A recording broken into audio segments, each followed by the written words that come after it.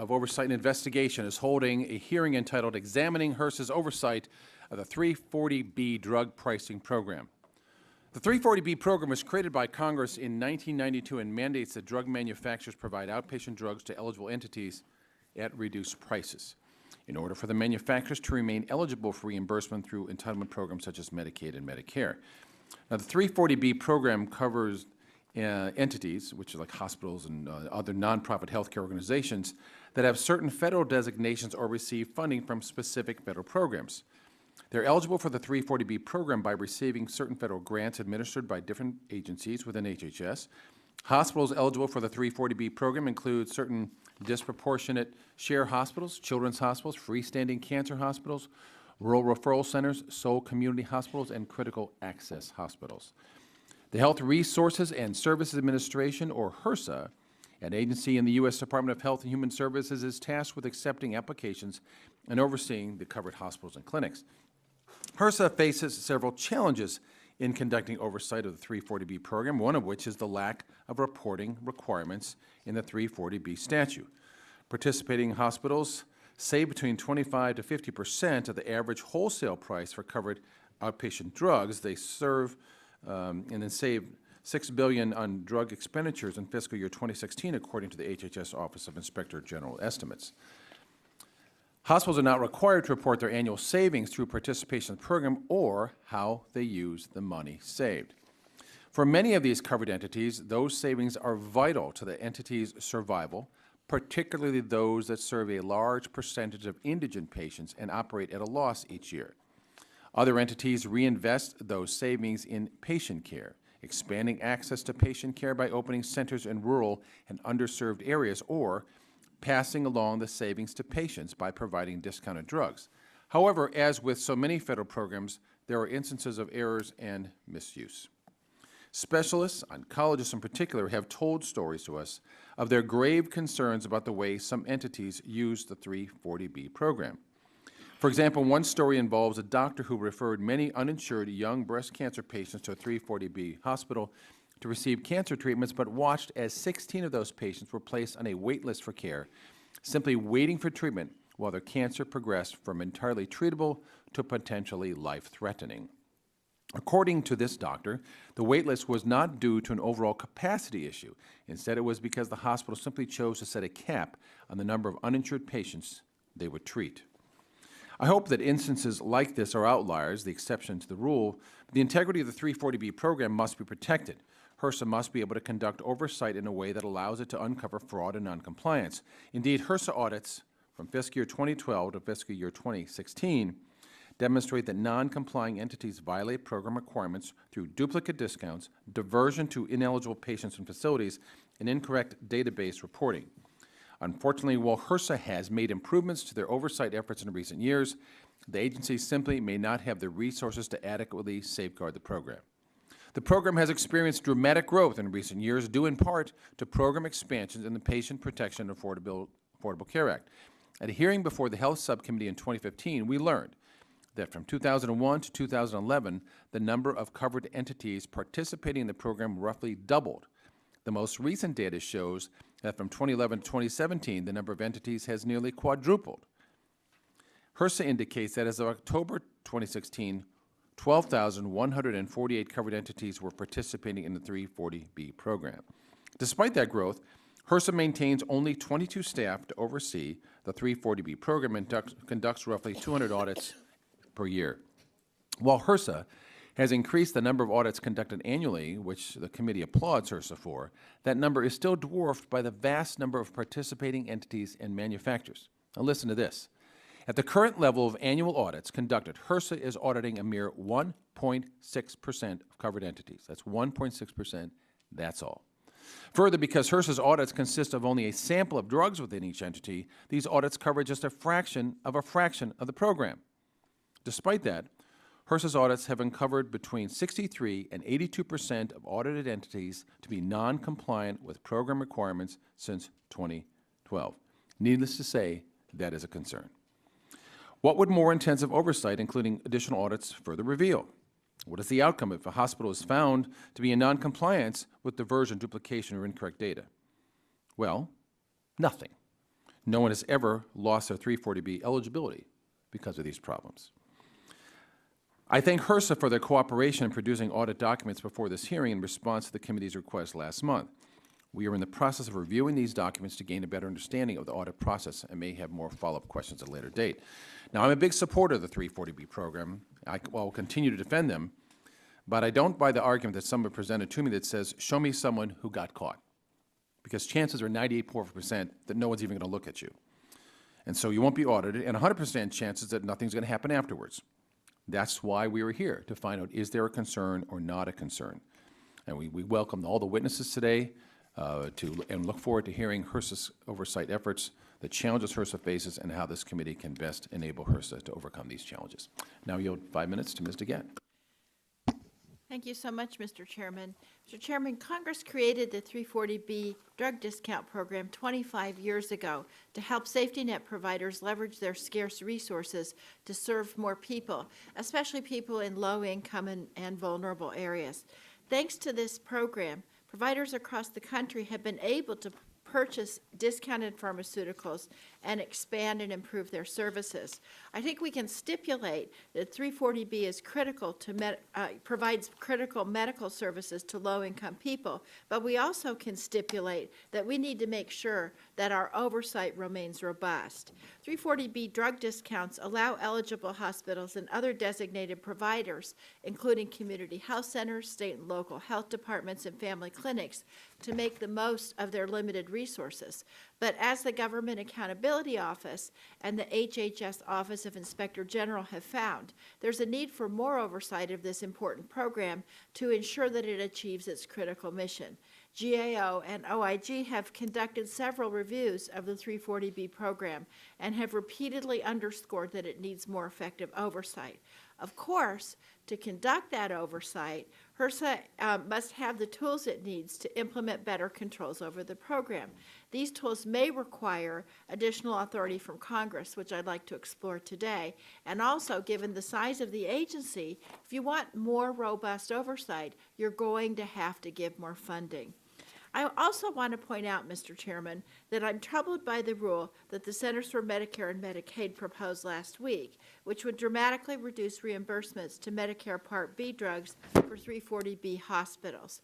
The Trump administration claimed that this proposed rule was an important step to lower the cost of drugs for the American people. Unfortunately, that statement seems more fantasy than reality. The proposed rule will do nothing to achieve the goal of making prescription drugs more affordable to the general population. Reducing the repayment rate that 340B hospitals receive for Medicare Part B drugs does nothing to get to the root of high drug prices. And frankly, it tries to solve one problem by creating many others. Rather than rolling up its sleeve and attempting to address the actual cause of high drug prices, the administration's proposed rule instead threatens to undermine the important safety net mission of 340B hospitals. Many 340B hospitals are what are called disproportionate share safety net hospitals, the DSH hospitals. This means they often serve low-income and rural communities and take on patients other parts of the healthcare system either cannot or will not impact. In my district in Denver, Colorado, we have a number of these DSH hospitals, including St. Joseph Hospital, which is a part of SCL Health, and SCL Health operates 6 other 340B hospitals and provides essential, often uncompensated care, which 340B drug discounts have helped to fund. Now, the reduced payment rate pulls the rug out from under providers like St. Joe's and puts the patients they serve at risk of losing access to care. As you know, Mr. Chairman, many of my colleagues and I have asked this subcommittee to open an investigation into why drug prices are so high and how we can address this problem. I think we need an investigation, a robust investigation, and a series of hearings that explore in depth the reasons for exorbitant costs of drugs and why the prices continue to rise. Unfortunately, I don't think this hearing nor the rule proposed by CMS last week addresses the broad problem of high drug prices. I know that all of us are dedicated to ensuring that the 340B program achieves its critical mission of helping providers serve the indigent. I want to make sure, like you do, that sound controls are in place to prevent abuse. And, Mr. Chairman, while I'm glad to work with you to address some of the problems of the 340B program, the concerns associated with it are fundamentally separate from the high cost of drugs in the U.S., and I believe the issues should be treated differently. Put simply, the committee should hold hearings. We should take meaningful action on the high cost of drugs and the rising cost. In the meantime, I look forward to hearing from the witnesses today about what we can do to strengthen our safety net and to improve HRSA's oversight of the 340B program. With that, I yield back. Thanks. Now recognize Chairman of the full committee, Mr. Walden. Thank you, Mr. Chairman, for this hearing. The committee has already ramped up its top-to-bottom oversight of many aspects of the costs drivers in our healthcare system, and we have more work to do. The subcommittee's hearing on 340B drug pricing program and the oversight role of the Health Resources and Services Administration, or HRSA, is part of this broader review, and we appreciate our witnesses here today. Since its creation by Congress in 1992, the 340B drug pricing program has provided life-saving medicines at reduced prices to certain safety net health care providers. Indeed, this program has helped these providers, known as covered entities, stretch scarce federal dollars as far as possible to better serve uninsured and underinsured patients across the country. HRSA estimated that in 2015, covered entities saved about $6 billion on 340B drugs through their participation in the program. For a variety of reasons, participation by hospitals in the 340B program has grown substantially in recent years, and the number of unique hospital organizations participating in the program has nearly quadrupled from 2011 to 2016, increasing from 3,200 participating hospitals in 2011 to 12,148 as of October of 2016. Now, with this growth, there have concerns been raised about HRSA's ability to adequately oversee this program, as the witnesses from HHS Inspector General's Office and GAO will discuss in detail today. HRSA's oversight of the program has improved in recent years, though enhanced authority and resources, through enhanced authority and resources, but program vulnerabilities still exist. So today we'll examine a number of important programmatic issues. First, we want to learn how HRSA's oversight efforts can best meet the challenges of 340B growth. While HRSA has made improvements to its oversight efforts in recent years, HRSA's audit activity has remained at or below 200 annual audits of covered entities since 2012, despite the rapid growth of the program. That's one reason we're here today. That is to answer the question, how can HRSA improve its audits to better detect problems or somehow raise the annual number of audits? Next, we'll focus on the problems already discovered and how HRSA can address them. HRSA's annual audits reveal a high level of noncompliance with program requirements by covered entities, including the potential for duplicate discounts and diversion of 340B drugs to ineligible patients. We'll also want to find out how HRSA can be more transparent.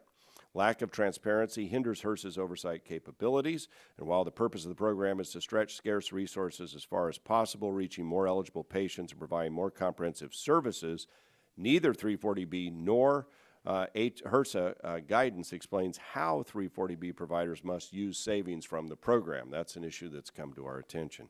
Finally, we need to discuss how HRSA's lack of regulatory authority limits the agency's ability to adequately oversee the program. So the committee has been reviewing HRSA's oversight of the 340B program for pricing for 2 years, and we plan to continue this work after this hearing. And as we move forward, it's important not to overreact and create unnecessary red tape for providers who are truly using the program to benefit patients.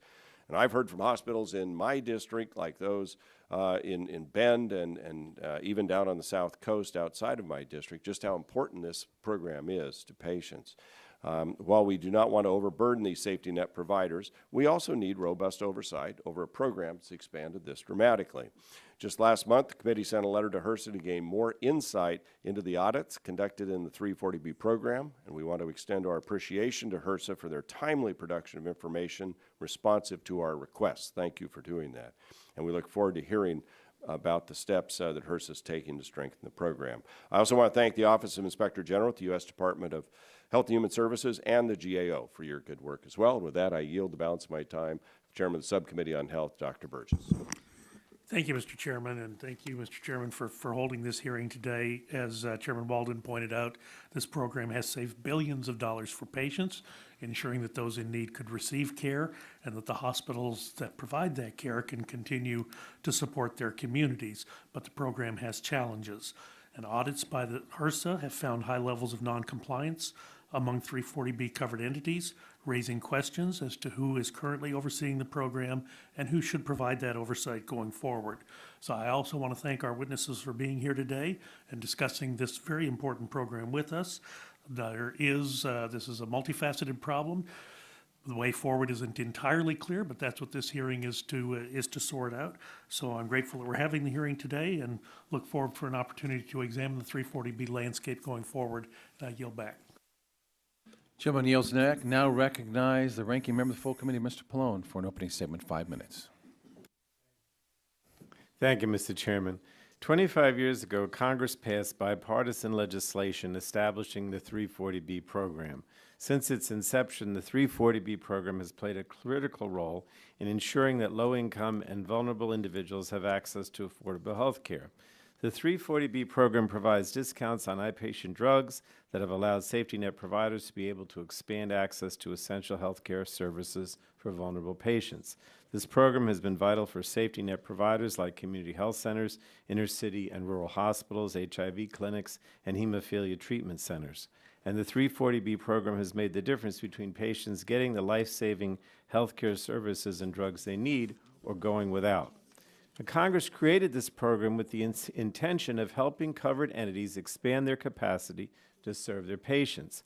By purchasing drugs at a discounted rate, 340B providers are able to stretch scarce resources to provide more comprehensive health services. Resources provided through the 340B program directly augment patient care throughout the country. It continues to support the mission of safety net providers that serve low-income, uninsured, and underinsured patients. And the 340 program is a critically important health care program, and the Health Resources and Service Administration, or HRSA, should have the authority it needs to strengthen the integrity of the program. GAO and OIG have identified weaknesses in the oversight of the program, which can have negative consequences for both the participating providers and drug manufacturers. HRSA should appropriately improve program integrity while protecting the mission of the 340B program and be given the necessary resources to oversee the program. Last Congress, this committee worked on a bipartisan basis to try to address the concerns from stakeholders on all sides of this issue in a balanced and measured fashion. Our goal was to strengthen and support the mission of 340B to provide health services to those most in need. Unfortunately, we were not successful, but I continue to believe, and I think we can all agree here today, that the mission of this program is sound, and a continued emphasis on program integrity will make the 340B program stronger now and in the coming years. I want to be clear, however, that while I was always happy to have a conversation about strengthening the 340B program, it would be disingenuous for anyone on this committee to say that this hearing today is in any way a hearing on rising drug prices. The 340B program is not the problem or the solution to rising drug prices. And that's why I'm so concerned about the Trump administration's recently proposed rule containing a provision that would slash reimbursements on Medicare Part B drugs to 340B hospitals under the guise that doing so would somehow address the rising cost of prescription drugs. When Health and Human Services Secretary Price announced the proposed rule change, he claimed that this rule will somehow make drugs more affordable. And I want to be clear, this rule would have zero impact on the actual price of prescription drugs and would decimate the support that 340B hospitals rely on to serve needy patients. This proposal is nothing more than a deep cut to many of the hospitals that serve as the bedrock of our safety net. And committee Democrats have repeatedly asked that this committee begin to have a real conversation about drug prices, and this is not it. And again, I urge the chairman to hold the hearing on drug pricing so we can hear from all the stakeholders involved and so we can begin to develop real solutions that will begin to drive down the cost of prescription drugs. Until then, I remain dedicated to finding ways to strengthen the 340B program and ensure that it continues to fulfill its essential mission. And I'm grateful to our witnesses for being here today to talk about some of the challenges the program faces, as well as its successes and the important role it continues to play. And I yield back, you would like, I yield the time remaining to the gentlewoman from Florida, Ms. Castor. Great, thank you, Mr. Pallone.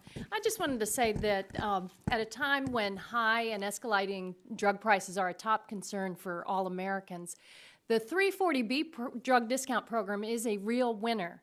It's a very modest government initiative that has huge benefits and helps our disproportionate share hospitals and many community health centers and other clinics all across the country provide affordable prescriptions to folks that need it, that may not have insurance, that are really struggling to get by. And then that helps those hospitals and those clinics stretch the dollar and keep the burden off the taxpayer. Doesn't mean that it's immune from oversight, and that's important for our hearing today, but 340B is a real godsend for so many families and health providers across the country. Thank you, and I yield back. The gentleman yields back. So now I ask unanimous consent that the members' written opening statements be introduced into the record, and without objection, the documents will be entered into the record. I'd now like to introduce our panel of federal witnesses for today's hearing. First, we have Captain Krista Pedley, Director of the Office of Pharmacy Affairs at the Health Resources and Service Administration. I just want to say you also got your pharmacy degree from the University of Pittsburgh. Fine school, fine school. Next is Ms. Erin Bliss, who serves as Assistant Inspector General in the Office of Inspector General within the Department of Health and Human Service. I think more of a Notre Dame person there, right? And Ms. Deborah Draper, but you have a doctorate degree, so I'm going to call you doctor today. She is the Director of Healthcare for the Government Accountability Office. Thank you all for being here today and providing testimony. We look forward to a productive discussion on HRSA's oversight of the 340B drug pricing program. You're all aware that this committee is holding an investigative hearing, and when doing so has the practice of taking testimony under oath. Do any of you have any objections to testifying under oath? Seeing no objections, the chair then advises you that under the rules of the House, the rules of the committee, you're all entitled to be advised by counsel. Do any of you desire to be advised by counsel during testimony today? Okay, seeing no things on that, then we'll proceed with swearing you in. Please rise, raise your right hand, I'll swear you in. Do you swear the testimony you're about to give is the truth, the whole truth, and nothing but the truth? Seeing all answer in the affirmative, you are now under oath and subject to the penalties set forth in Title 18, Section 1001, United States Code. We'll ask you all to give a 5-minute summary of your written statement. Please try and stick with the 5 minutes. I'll tap the gavel when you get close to that. Captain Pedley, you're recognized first for 5 minutes. Good morning, Chairman Murphy, Ranking Member DeGette, and members of the subcommittee. I appreciate the opportunity to appear before you today to discuss the 340B program. HRSA shares the subcommittee's commitment to ensuring program integrity, and today I will discuss steps we've taken to implement key provisions and strengthen oversight, including some of the current challenges in managing the program. The 340B program was authorized in 1992 to stretch scarce federal resources by reducing the cost of covered outpatient drugs to 340B eligible entities. Approximately 12,300 entities and 26,000 associated sites participate, in addition to over 600 manufacturers. We appreciate the work of the Office of Inspector General and the Government Accountability Office to provide recommendations on strengthening safeguards, which inform our activities across all HRSA programs. Within our statutory authority, HRSA has worked to address the majority of GAO and OIG recommendations through systematic efforts to improve the program. 2 recommendations remain open from GAO's 2011 study, which direct HRSA to clarify hospital eligibility requirements and the definition of a 340B patient. The OIG's 2005 and 2006 reports include open recommendations that HRSA develop a pricing system to improve oversight and allow entities to secure pricing data. Since 1992, HRSA has administratively established many requirements of the program through a series of guidance documents published in the Federal Register, typically after public comment. In 2014, HRSA planned to issue a proposed omnibus regulation. However, that same year, the U.S. District Court for the District of Columbia invalidated a 2013 final rule on a provision related to orphan drugs. HRSA then withdrew the proposed omnibus regulation from the Office of Management and Budget Review. HRSA has prioritized rulemaking in areas in which the D.C. Circuit has clearly recognized our regulatory authority. The agency finalized a rule in January 2017 on the calculation of ceiling prices and the imposition of civil monetary penalties for manufacturers, which will become effective October 1, 2017. HRSA also proposed a rule in August 2016 on the dispute resolution process. All other program policy areas were addressed in an August 2015 proposed omnibus guidance, and we're working on next steps to address these policy issues. The President's fiscal year 18 proposed budget commits to developing a legislative proposal to improve 340B program integrity and ensure that the benefits derived from participation are used to benefit patients, especially the low-income and uninsured. Specific legislative authority to conduct rulemaking for all provisions in the 340B statute would be more effective for facilitating HRSA's oversight and management of the program. Specifically, regulatory authority would also allow HRSA to provide greater clarity and specificity to program requirements. HRSA works to verify that both 340B entities and manufacturers are in compliance. Regarding covered entity program efforts, we conduct initial certification, annual recertification, and program audits. We've completed over 800 covered entity audits since 2012, which encompass nearly 11,000 off-site facilities and 18,000 contract pharmacy locations. HRSA also re-audits a select number of entities with findings that resulted in repayment to manufacturers. HRSA posts on our website a summary of audit findings. The findings have varied from minor basic database corrections to findings of diversion. Through findings and audits, HRSA develops educational tools and resources for all 340B stakeholders in order to improve program integrity. The statute specifies the types of entities eligible to participate, but does not specify how a covered entity may provide or dispense such drugs to its patients. HHS has issued guidance recognizing entity use of contract pharmacies to dispense 340B drugs. The majority, or 73%, of entities do not contract with pharmacies. HRSA guidance outlines compliance requirements for entities that utilize these contract pharmacies, which HRSA reviews as part of our audits. If a covered entity is not providing oversight of its contract pharmacy, the pharmacy arrangement is terminated from the program.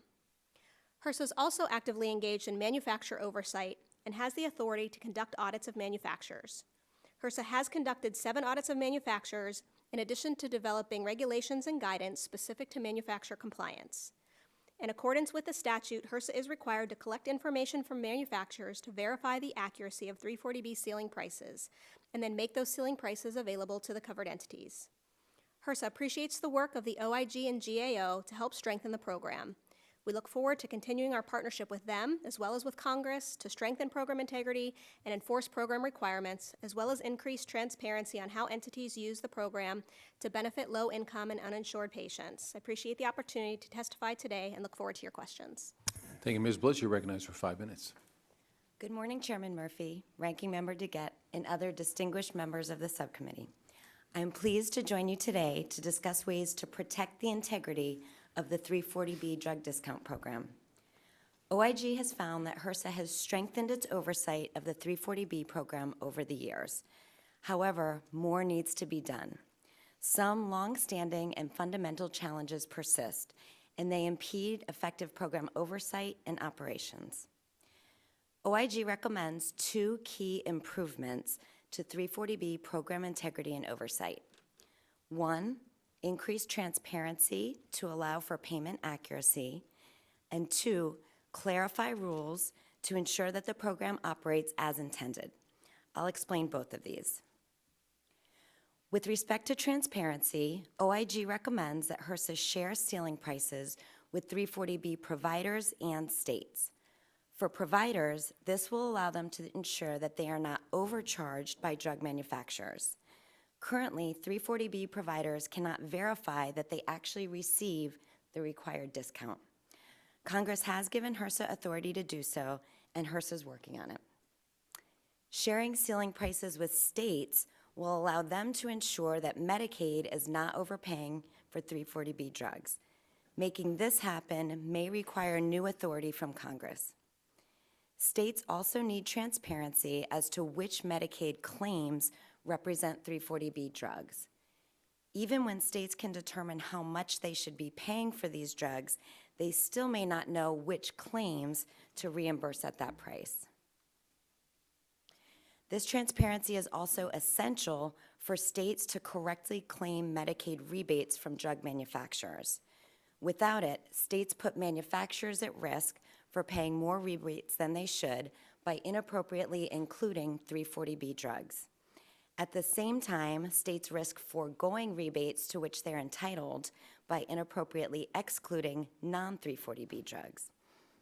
OIG recommends that HRSA work with the Centers for Medicare and Medicaid Services to help states accurately identify 340B claims. The second key improvement is to clarify 340B program rules. For one, HRSA's guidance addresses patient eligibility, but leaves room for interpretation as to which of a patient's prescriptions might be eligible in a retail pharmacy setting. In these retail settings, we found that providers, in fact, are making different determinations about which prescriptions are eligible for the 340B price. Let me illustrate with an example. Let's imagine a doctor sees a patient at a 340B community health center. Later, that same doctor sees the same patient at her private practice. If the doctor prescribes a drug to that patient at the private practice, is that prescription eligible for the 340B price? One provider in our study said yes, and another said no, and another said it depends. So who's right? We couldn't tell based on the current guidance, and so we recommend that HRSA more clearly define this. Furthermore, guidance does not address how to handle uninsured patients. In our review of retail pharmacies, we found that uninsured 340B patients sometimes receive discounted prices, but sometimes they pay full price for 340B drugs. In other words, uninsured patients are not always receiving the benefit of the 340B discount on their prescriptions. We recommend that HRSA address whether providers must offer discounted prices to uninsured patients. In closing, lack of transparency and clarity make it harder to ensure integrity and harder to determine how well the program is working. If HRSA needs new authorities to make these key improvements, we encourage Congress to consider statutory changes as appropriate to support increased transparency and better clarity. OIG appreciates and shares your interest in improving program integrity and effectiveness for the 340B program. I'll look forward to answering your questions. Thank you, Ms. Bliss. Dr. Drake, you're recognized for 5 minutes.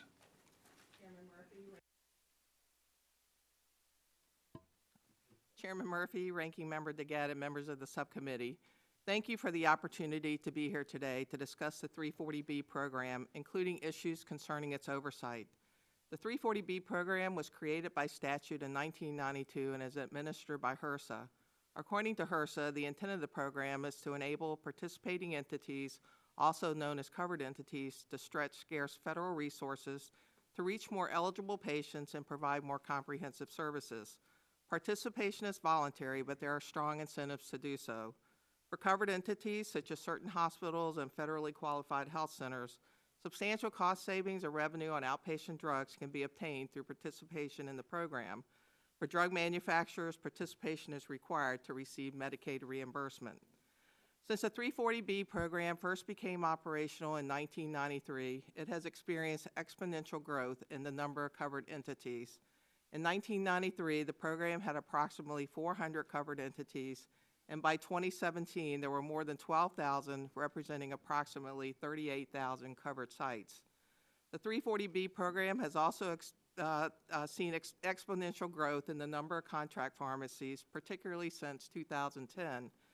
Prior to March 2010, only one contract pharmacy was allowed for covered entities without an in-house pharmacy.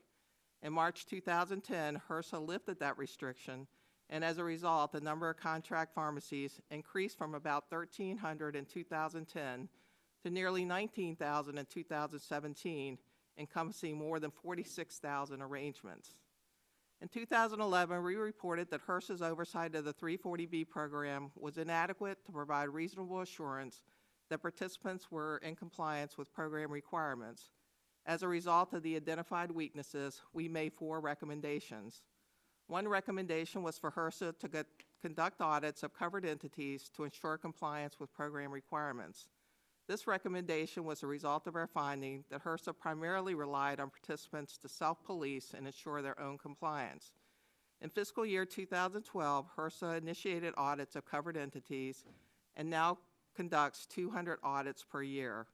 While we're pleased that HRSA is conducting these audits, 200 per year may be insufficient given the continued escalation in the number of covered entities. A second recommendation was for HRSA to clarify the guidance for cases in which the distribution of drugs is restricted including required reviews of manufacturer plans to ensure that drugs are equitably distributed to all entities regardless of 340B program participation.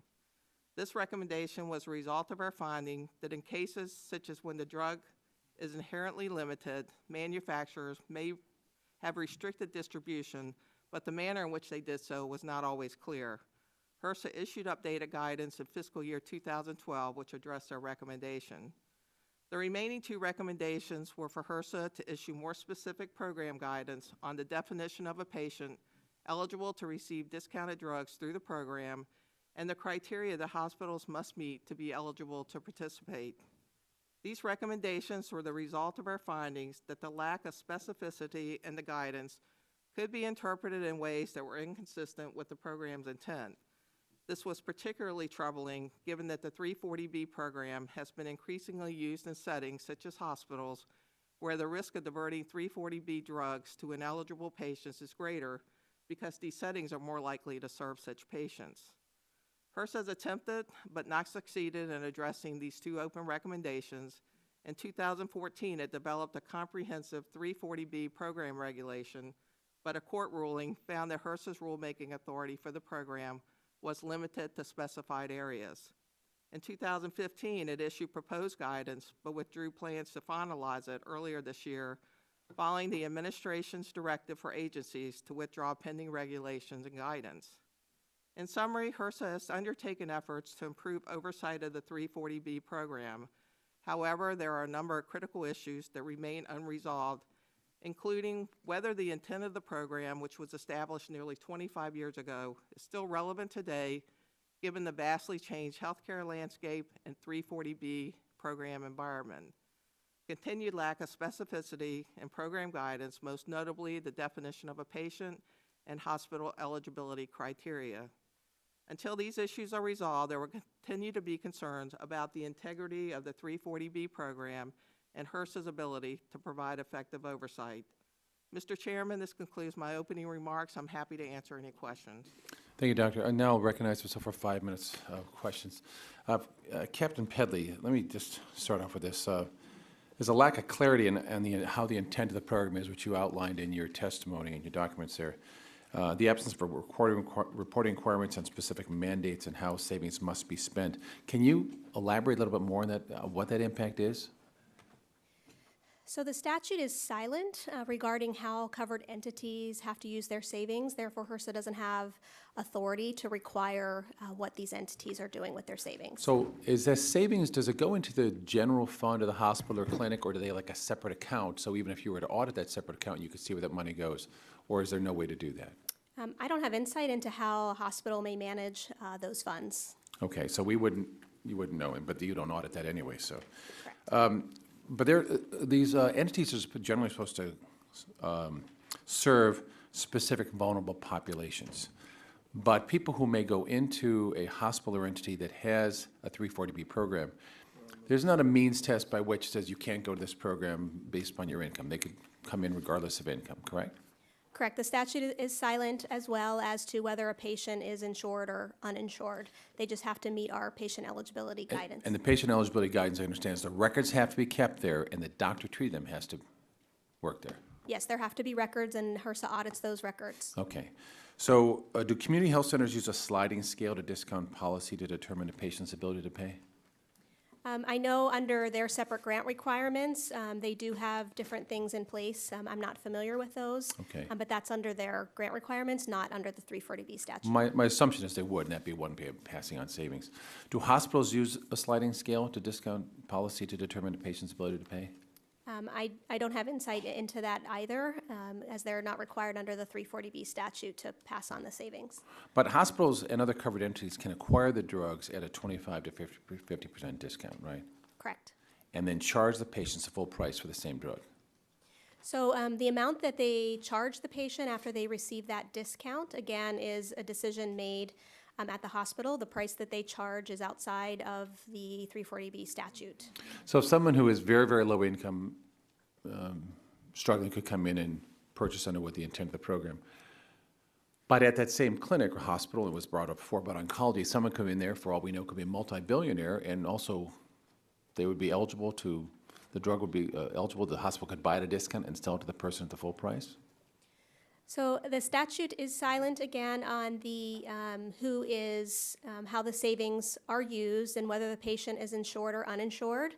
If the patient is insured, then the entity would bill the insurer at the higher rate and then obtain that revenue to stretch their scarce federal resources. And so what happens, however, is that because they're not required to collect this data, you don't know what's really happening. If you audit, you don't know, for example, how many people may come in there, what their eligibility level is by their, what their income level is, because that's not a required thing for the eligible patient, correct? That's correct. HRSA does not audit that information as it's outside of our authority. And the money that comes to these savings, you have no idea where that money goes because that information is not collected, and it's, correct? There's no requirements in the statute, yes, so we do. Do they voluntarily say, here's how we spent the money? Does anybody do that? They do not voluntarily submit that information to HRSA. And since the accounts may not be separate as far as you know, even if they put the money to the general fund, that we couldn't even trace that, how that's done. That HRSA would not have access to that information. Again, I'd reiterate for the grantees, however, they are required under their grant requirements to report 340B program savings as income and put that back into to their grant. Okay. But is there any data which would show the level of charity care they're providing? Anything that they're required to show you? They do not share anything with HRSA. They may report charity care information on their cost report that's submitted to CMS. But again, we don't know if that charity care money came from the 340B or came from something else. Yes, HRSA would not know that. So as I understand it so far, with the vague guidelines of eligibility for patients, the intent of the program, of course, to help the indigent population, good. The idea that other people who may not fit that definition may still have the hospital or clinic purchasing at a discount and can use that money in any way, shape, or form, and you have no way of finding out, and they're not required to keep data, and the books aren't kept in such a way that anybody could trace it if they wanted to. Yes, the statute, again, does not in any way mention what covered entities do with that savings or that they have to report it to HRSA. And I operate under the assumption they're all doing good works, but we don't know. And since 60 to 80% have some problems, we'll see. Ms. Gett, 5 minutes. Thank you, Mr. Chairman. I thought your line of questioning was quite interesting, and I'd like to follow up on it a little bit. The chairman was asking, appropriately, I think, what do hospitals do with the money? I don't think we have anybody here who would be able to answer that question, right? Right. So, okay, so none of the three of you can answer that question. I would assume there's probably somebody who can answer that question, and maybe we should have a follow-up hearing and have some people from the hospitals come and talk about what they do with that money. Dr. Draper,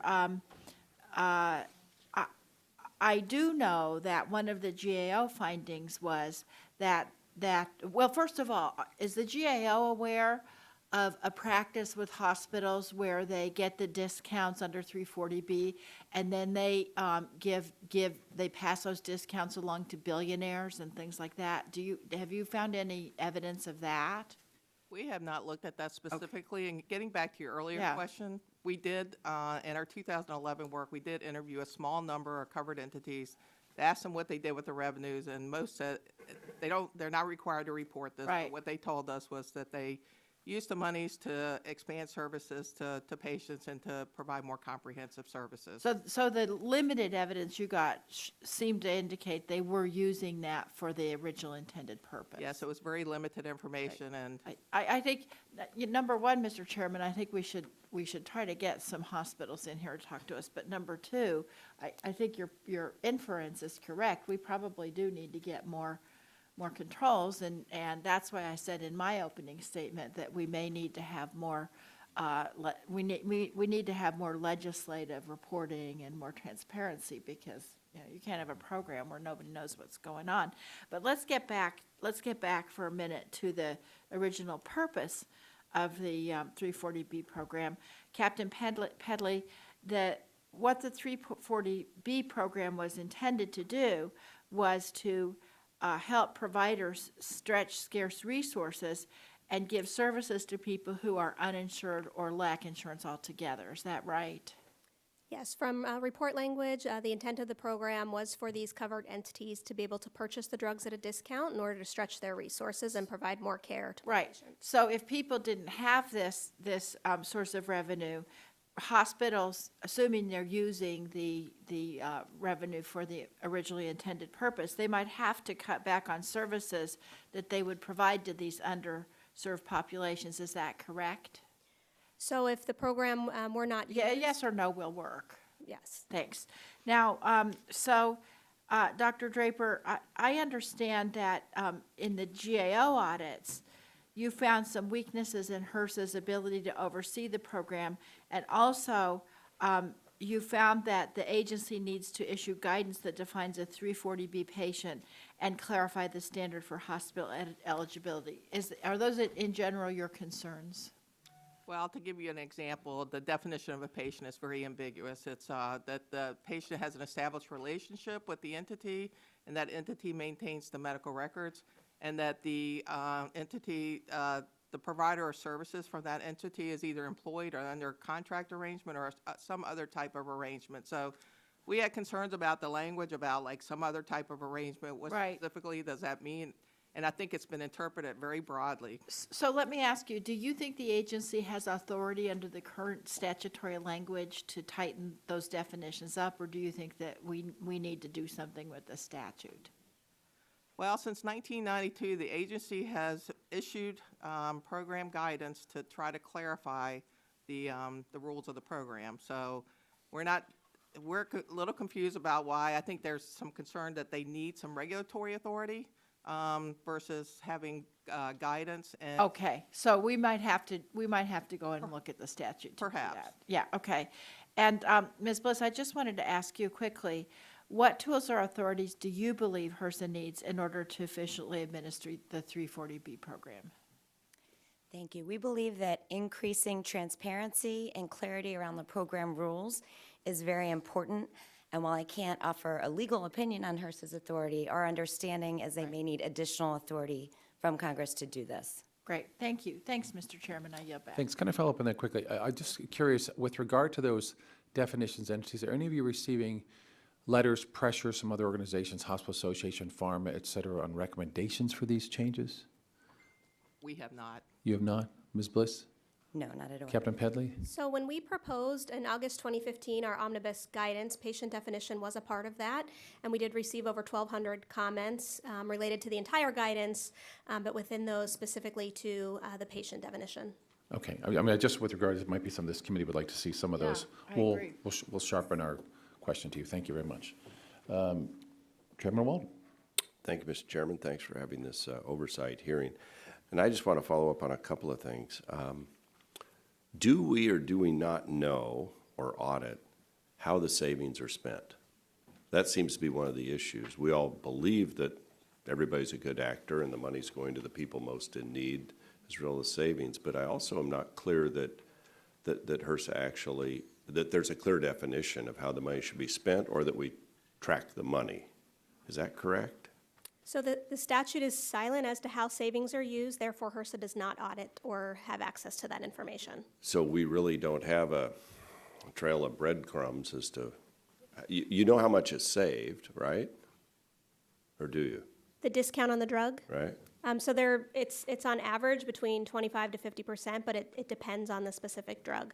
Do we know if those savings get passed specifically back to people who need reduction in prices on the drugs? The statute is silent in that area, so HRSA does not have that So information. we don't know that. And of those savings, could the 340B hospitals take that money and use it for good things, but not necessarily back to the same person that is buying the drugs? So because the statute is silent, Silent. we don't have access to that. Okay, all right. And these are issues I think both you have raised, right, from GAO and from IG, that there's just lack of clarity here. Yes, we don't know how the savings are used. The entities are not required to keep that information or to track it. We're currently doing some work on looking at contract pharmacies, and we are going to be looking at things like discounts that are being provided to patients. So, Okay, but as far as the savings, there are really no requirements, and most of the entities in our 2011 work that we talked to were not able to provide that information. So could a 340B get the savings from the drug manufacturer and not pass those on to the individual, but actually charge the individual through their pharmacies, like the retail price for that drug? I think that's very possible. There's just no way to know. We don't know. Not the transparency around that. All right.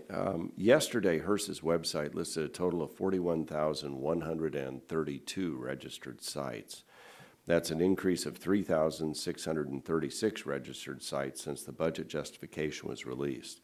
So from HRSA's perspective, do you know how many of these 3,636 sites are new, unique, covered entities, and how many are these so-called child sites? I'd have to go back and look at the specifics of the data as to how many are new, the main facility or a child site, as you mentioned. Yeah, so we don't know you just don't know off the top of your head. Correct. Okay, all right. But we have that information. And overall, you're seeing a faster growth rate for the new covered entities or new child sites. Which are you seeing the fastest growth rate for? I'd have to go back again and compare the growth rate of the new entities versus child sites. Okay. We do have that. And how many manufacturers are participating in the 340B program? Over 600. Okay, and how has that number changed in the last few years? It stays about the same, so the manufacturers that participate in the program are based on the manufacturers that participate in the Medicaid program. They're required to participate in 340B if they are in Medicaid. Again, so we monitor when manufacturers enter into the Medicaid program to ensure that they also sign an agreement with HRSA to participate in the 340B program.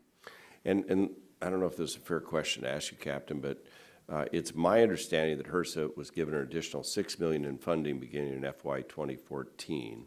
And I guess the question is, how much does HRSA now receive in funding to oversee the program, and is that enough? So we did receive an additional $6 million in fiscal year 15 for program integrity efforts and information technology as well. We continue to remain at the $10.2 million in total. And that is in our proposed budget as well for fiscal year 18 in order to maintain our level of oversight in the program. And you've got what? How many staff involved? We currently have 26 FTEs. And is that, do they have other responsibilities other than just overseeing 340B? So they specifically work on the 340B program, anywhere from our information technology systems to registering entities in the program to specifically the audit function. So they're focused on 340B exclusively? Yes. Okay, all right. This has been most helpful. Obviously, there are some statutory issues here and some clarity issues on who's a patient and transparency and who gets the benefit from the program designed to help patients in one way or another. So, Mr. Chairman, thank you for holding this hearing. I appreciate the input of our talented witnesses. Thank you. Now recognize the gentleman from New Jersey, Mr. Pallone, for 5 minutes. Thank you, Mr. Chairman. The 340B program is a critical component of the safety net that serves the most vulnerable among us, and 340B drug discounts help safety net providers make the most of the limited resources they receive.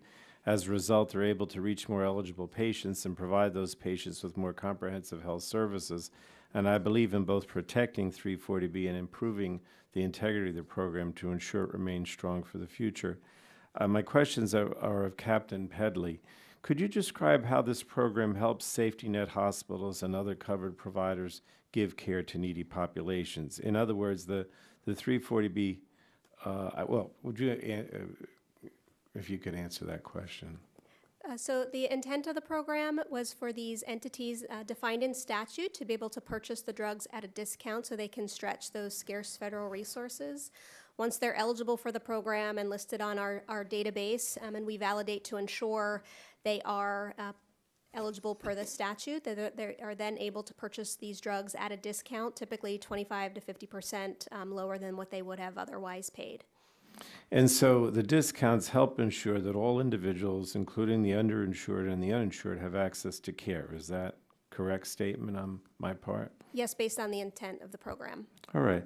Now, Captain, can you please describe how the 340B drug discounts generate savings for providers while expanding services for patients? So the savings in the program are generated on the upfront discount that they receive on the drug. In addition, if the patient is insured, they bill the insurer at the higher rate in order to create revenue to provide then the care to those that do not have insurance there or the ability to pay. Okay, now I know some members have already expressed concerns that there's not sufficient transparency with respect to how some 340B hospitals use their money. What actions is HRSA taking, if any, to improve transparency in the program? The statute is silent on the savings, but in the fiscal year 18 President's budget, we did propose to intend to work with Congress on a legislative proposal to ensure the benefit of the program does benefit the low-income uninsured populations. Okay. I wanted to ask Dr. Draper, what are the most important actions out of GAO's recommendations to improve program integrity in 340B, and how should Congress prioritize? I think one of the key pieces is really clarifying the intent of the program. The intent was set up 25 years ago, and I think there's a misperception that it does. It doesn't explicitly talk about uninsured or underinsured patients being treated to receive benefits through the program. That's implied depending on the types of covered entities. So that's one issue. The other issue is really clarifying the definition of a patient. That would go a long way, as well as hospital criteria, the criteria to participate. So those are the weaknesses that we currently see remaining that would really help improve the integrity of the program. Okay. Well, so from what I'm hearing, the 340B program does play a valuable role in our efforts to provide a robust safety net for vulnerable patients, and while more can be done to improve transparency, those efforts should be tailored towards helping the program serve more needy patients. So I want to thank you all for being here this morning, and the comments, I think they're very helpful. I yield back. Gentleman yields back. Now recognize Mr. Barton for 5 minutes. Thank you, Mr. Chairman. This is a difficult hearing. We've got a program that I think both political parties strongly support. I've got a number of federally qualified health facilities and dish hospitals in my district that use 340B extensively. And it's an integral part of the care they provide to the low-income population. But, it's a program that's just grown exponentially. And quite frankly, I think HRSA has done a pretty amazing job given how many people you have. 24 people at one time. That's about this subcommittee. You did 200 audits. That's 10 per month per person. I couldn't do 10 audits a month if I were a CPA. And yet nobody really knows what's going on in the program because it's so big. I don't even understand what we're talking about when you talk about the money. So I'm going to ask a very elementary question and see if you can explain it to me. If the regular price for a drug from a manufacturer is $10, I'm making it as easy as I can, and the average discount for 340B is 50%. That means that the entity that's participated in the 340B program is charged $5. Is that right? The hospital pharmacy, their cost is $5. Now, if they prescribe that to an outpatient,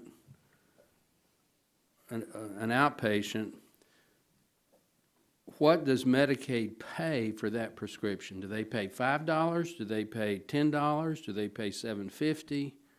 In other words, what, if any, is the markup? Can anybody answer that? So first, with the ceiling price, the price that an entity pays is actually set in statute. The calculation is set based on... Yeah, I don't need to know that. Yep. I'm using my example $10 is what the retail price would be, the normal price if it wasn't a 340B drug. And you said the discount is 25 to 50, so I made it 50. So the price is $5. What I want to know is the patient who gets that drug, whoever is paying for it, the patient or Medicaid, what do they pay? Do they pay $5? Do they pay $10? Do they pay $15? Do they pay something in between? So if the patient has insurance, they would pay their standard copay. If they are uninsured, If they're covered by Medicaid. Good offer. So Medicaid has a rule, CMS has a rule for state Medicaid programs that they would reimburse at that $5 plus a dispensing fee. Plus a dispensing fee, but there's no profit. Not in the Medicaid context. Okay. So technically, whatever the discount is, that's passed through. Yes, to the Medicaid. But you have no way to prove that it really is passed through. State Medicaid agencies don't currently have access to those ceiling prices. So that nobody knows. There's no check and balance. It's voluntary compliance. I guarantee you people are abusing that. I guarantee it. But let's forget that. Let's forget that. So we really have no controls on that end. If the dispensing pharmacy, they get the discount, but let's say they charge Medicaid the regular rate, $10. So they've got a profit of $5. Is that illegal under current law? Are they required to pass it through, or can they keep it and, in the best case, use it to defray the cost of another patient? It is not required as how they pass, or whether they pass on discounts. Unless it's part of their federal grants for like a federally qualified health center, their grant may require them to pass on discounts, but not for all facilities. So they could, even though they're getting a lower rate, they could charge the higher rate and use that within their facility for some other purpose. That's correct. It's not clear how It's not they're illegal. being used. I mean, I'm just trying to educate the subcommittee how screwed up this program is. My last question, my time's expired. If we created a whistleblower option so that anybody in the country could turn somebody in if they think there's abuse, and if there is abuse, they got to keep some of the savings that was discovered, would that help police the program? Well, I think you'd have to make sure that the rules are clear as to what, again, it goes back to patient eligibility, hospital eligibility criteria. So those are, I think, some of that ambiguity. And I'm not even going down that trail. yeah, but I think that I'm assuming everybody in the program is allowed to be in the program. right. But I think that some of those rules are not clear, so people have interpreted it very differently. So until you make the rules clear, it's really difficult to do that, I think. This is a great opportunity for this subcommittee, on a bipartisan basis. We all support the 340B program, but it has grown topsy-turvy. We really need to put the best minds of this subcommittee on a bipartisan basis and see if we can come up with some solutions. With that, I yield back. I'll work on that. That's good. Ms. Castro, you're recognized for 5 minutes. Thank you, Mr. Chairman, and thank you to all of you for helping us keep the 340B program strong and true to its original purpose. The providers in my local community that are covered entities that participate are the ones that are providing inordinate amounts of charity care. Most of them never recoup the reimbursements that they need. For example, the St. Joseph's Children's Hospital Chronic Complex Clinic for Medically Fragile Children, that's part of the Baycare Health System. Behavioral Health and Substance Abuse Services at Baycare Behavioral Health and in Lutz, St. Joseph's Care Clinic that stretches the federal Ryan White funding to support a continuum of care to maintain a high retention rate of HIV patients. Tampa General Hospital is our safety net hospital. They provide multi-million dollars in charity care that it's never recouped, so 340B has been a godsend to their mission in our community. Captain Pedley, HRSA has already audited a third of hospitals in the 340B program, but only a small fraction of the drug manufacturers. Program integrity is appropriate for all stakeholders. Can you please indicate your intention with regard to undertaking audits and ensuring compliance for the drug manufacturers? So we audit manufacturers every year. We have conducted 7 audits thus far, and we plan to conduct an additional 5 this year. But What as kind with of percentage is that? so there's 600 manufacturers, whatever that comes out to be. What have the audits found so far? Thus far, we do post the audits on our website, and we have not had any findings whereby the manufacturers are not in compliance with the statute. The manufacturers only have, they have a more narrow focus than the 340B covered entities, and that is to provide the drug at or below the ceiling price, and that is what we audit, but that's only one tool we use for manufacturer compliance. We also ensure that once they're in the Medicaid program, that they appropriately sign an agreement with HRSA to provide the drugs at or below the ceiling price. We also issue regulation and guidance in the program related to manufacturer compliance. We also review all allegations that we receive if a covered entity is not receiving a price at or below the ceiling price, and we investigate each of those situations. And I think a lot of folks don't know that nearly 1/3 of the total of 340B discounts is due to a penalty that is enforced against drug manufacturers for raising the price of drugs higher than the rate of inflation or voluntarily providing a discount lower than the 340B price. And that manufacturers could avoid the penalty by not increasing their drug prices at such high rates. How does that work? So the 340B ceiling price, again, it's in statute, and it's informed by components reported under the Medicaid drug rebate program, and that's the average manufacturer price and the unit rebate amount. And we receive those components from CMS to calculate the price. However, if the drug company does raise the price of their drugs higher than the rate of inflation, there is a penalty that kicks in, and that causes the 340B ceiling price to equal a 0. HRSA has a policy in place and a final regulation that's effective October 1, that when that ceiling price equals a 0, that the manufacturer charge a penny. So that's a very important incentive and, again, helps keep the burden off the taxpayers that I think needs to be maintained as we move forward. Captain Pedley, all the witnesses here, and you can hear the comments from the committee, said HRSA needs regulatory authority to properly administer 340B, and I strongly favor appropriate HRSA oversight to ensure the highest level of program integrity. But HRSA's proposed mega guidance last year would have dramatically limited the use of 340B well beyond congressional intent and harm many hospitals on their ability to provide charity care and the whole continuum of care. For example, it would have prohibited discharge prescriptions needed to prevent unnecessary readmissions, eliminated 340B in infusion centers for patients with no other options for cancer care, and created a complex and unworkable definition of who is a patient. If the Congress provides HRSA with such regulatory authority, how can we be sure that harmful proposals such as these wouldn't go beyond the congressional intent?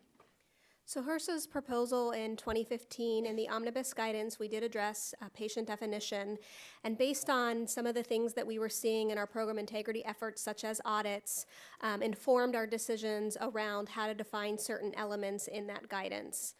We did receive over 1,200 comments that we took into consideration very seriously in drafting a final guidance that was sent to OMB in the fall, but was then withdrawn. So we do take the stakeholders' comments very seriously. To be continued. Thank you very much. Dr. Birch is not here, so there'll be Ms. Brooks. Ms. Brooks, you're recognized for 5 minutes. Thank you, Mr. Chairman. Captain Pedley, I'd like to talk a bit about what it means for diversion to occur in the 340B program, and how common is it for you to find evidence of diversion in your audits? So the statute states that 340B drugs can only go to an eligible patient. But the statute does not further define what a patient is in the program. So we have historically defined in guidance what it means to be a patient. We have guidance currently in place from 1996. We did attempt in 2015 in the proposed guidance to further clarify the definition of a patient, and we do audit that information when we audit. I don't have the specific numbers on findings for diversion, and we can make sure to get those to you, but that is one of the areas that we specifically look at when we audit covered entities. Could you provide those some examples of diversion that you have found in audits? So an example may be that a covered entity sees a patient. That patient is also seen at an outside provider at their private practice. And if that patient comes back to the hospital, for example, to see that patient, there may not have been sensitive enough systems in place to know where the drug was prescribed from, because the private practice doctor, unless it was a referral arrangement, would not have been eligible for the program. So that's an example of an ineligible patient. And so would that be, so that would be a finding against that hospital or provider? Correct. And then what happens? What happens next when you do have a finding like that? So when there is a finding of diversion, the statute does require that the covered entity offer repayment to the manufacturer. They're also required to submit a corrective action plan to HRSA, which we review and approve, and then monitor the covered entity to ensure that that corrective action plan is appropriately implemented. They do, again, have to offer the manufacturer repayment for any drugs that were diverted. And how long is the duration of a corrective action plan typically? It varies on the covered entity type and the how severe the issue was. For example, whether it was one issue of diversion or many issues of diversion. So it does depend on that, but we do follow the entity, follow up with them and monitor them throughout the process. Do you have any recollection of what is probably one of the more egregious one of the more egregious issues involving a corrective action plan? Findings and audits? So in terms of corrective action plans, we do assess. Many times it may be that they have to make corrections to their software systems that track eligible patients, and they'll have to adjust those accordingly. That's a common error that we'll see. And so what steps would you say that HRSA takes to minimize the amount of diversion that occurs in the 340B drug pricing program? So I'd say first and foremost, we provide education to the covered entities regarding the definition of a patient, best practices in this space, and how to ensure against diversion. We also, the covered entities have to annually recertify and attest to compliance with program requirements. And then again, through our audits, we do ensure that there is no diversion. If there is diversion or any audit whereby there is repayment, we do consider those entities for re-audit so that we can go back and check to make sure the corrective action plan has been appropriately implemented and then not continuing. Have you ever terminated an entity? We have terminated one covered entity for not submitting a corrective action plan. We were able to terminate them through that mechanism. We have terminated contract pharmacies through the program where a covered entity was not providing oversight. And there were a few cases where we terminated a child or off-site clinic of a hospital because they were not eligible for the program. But that's just through the audit process. We also terminate through our recertification process and some other quarterly integrity checks that we do to ensure compliance. And Ms. Bliss, can you please let us know what recommendations does OIG have to help reduce diversion? What recommendations have you made? Sure. We've recommended that the patient definition be clarified so that it's more clear which patients and which prescriptions in particular are eligible for the 340B discounted price. We've also examined how covered entities work with their contract pharmacies and raised concerns that the covered entities themselves need to conduct additional oversight and independent audits of their contracted pharmacies to help ensure there's not diversion. Thank you. My time is up. I yield back. Thank you, Mr. Tonko. You're recognized for 5 minutes. Thank you, Mr. Chair. As we've heard today, the 340B program is a critical component of the safety net that serves our nation's most vulnerable patients. Congress created 340B drug discounts to enable these safety net providers to stretch scarce resources and provide comprehensive services to vulnerable patients. However, HHS's recent proposed rule calls for drastic cuts in Medicare payments to 340B hospitals. I'm deeply concerned that these proposed cuts would greatly limit 340B hospitals' ability to provide vital services. So, Captain Pedley, can you elaborate on the types of services that 340B hospitals provide to vulnerable patients? So under the 340B program, they are able to purchase the drugs at a discount and again provide those drugs to their patients. But beyond that, that would be outside of HRSA's authority regarding the other types of services that they provide. Mm-hmm. If the CMS rule is successful and results in certain safety net hospitals having less revenue, what impact might that have on their ability to provide services for low-income populations? That is a CMS rule, and because it is going through the rulemaking process, I'm unable to comment because it's out for public comment. Anyone on the panel able to suggest what that impact would be? Not in a measured way. The CMS rule is proposing to reduce Medicare Part B reimbursement for separately payable 340B drugs to in the hospital outpatient setting. So this would potentially reduce the savings generated by the 340B discount. There are other proposed changes to payments through the outpatient prospective payment system included in that rule, so I don't have a way to say how that would net out. Mm-hmm. We did conduct work in 2015 looking at the intersection of 340B and the Medicare Part B program. And we did find that for DISH hospitals that their Part B spending on drugs was substantially higher than non-DISH hospitals, almost twice as much. And we found that it was suggested prescribing patterns of providers perhaps prescribing more and more expensive drugs in 340B hospitals. Mm-hmm. The 340B discounts are also critical for disproportionate share hospitals which provide care to uninsured and underinsured populations. A recent study found that 340B disproportionate share hospitals provided some $23.7 billion of uncompensated care in 2014 alone. So, Captain Pedley, the discounts provided through the 340B program are one reason why 340B hospitals are able to provide those services to patients who are underinsured or uninsured. Is that your understanding?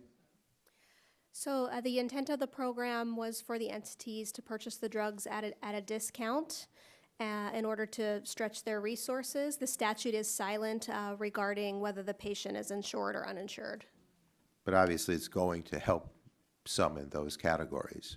That was the intent of the program. Right. And GAO has previously found that for all the covered entities it reviewed, 340B savings, and I'll quote, allowed them to support their missions by maintaining services and lowering medication costs for patients, which is consistent with the purpose of the program. So, Dr. Draper, can you elaborate on the ways entities use 340B revenue to maintain services? Yes, we talked to a small number of covered entities when we did our 2011 work. And, for example, some federally qualified health centers talked about perhaps expanding their number of sites to reach more patients and to, expand their services. So that was one example of how they use the money. But again, that's the money is not specifically tracked, so we don't know how much of that was, used specifically for that, but that's what they've told us. Mm-hmm.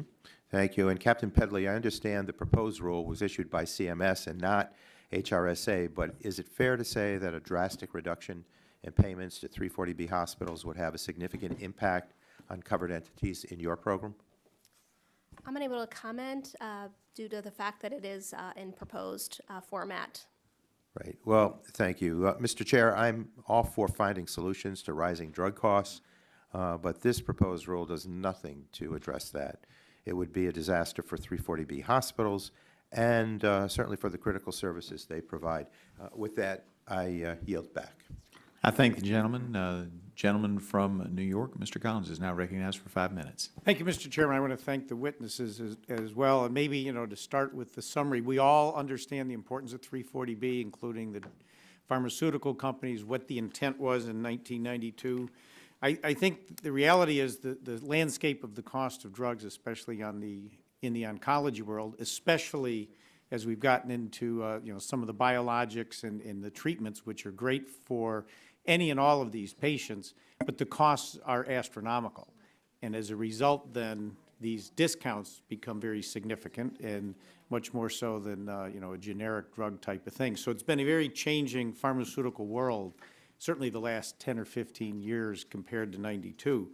I think all of us are worried about the transparency, clearly the lack thereof, the definition of a covered patient, because none of us want to see this program implode unto itself. And I guess the example I use, if you're an airline and you're flying a plane with 200 seats and the average price on the plane is $400, but you do know that you've got to discount 10 seats on that airplane.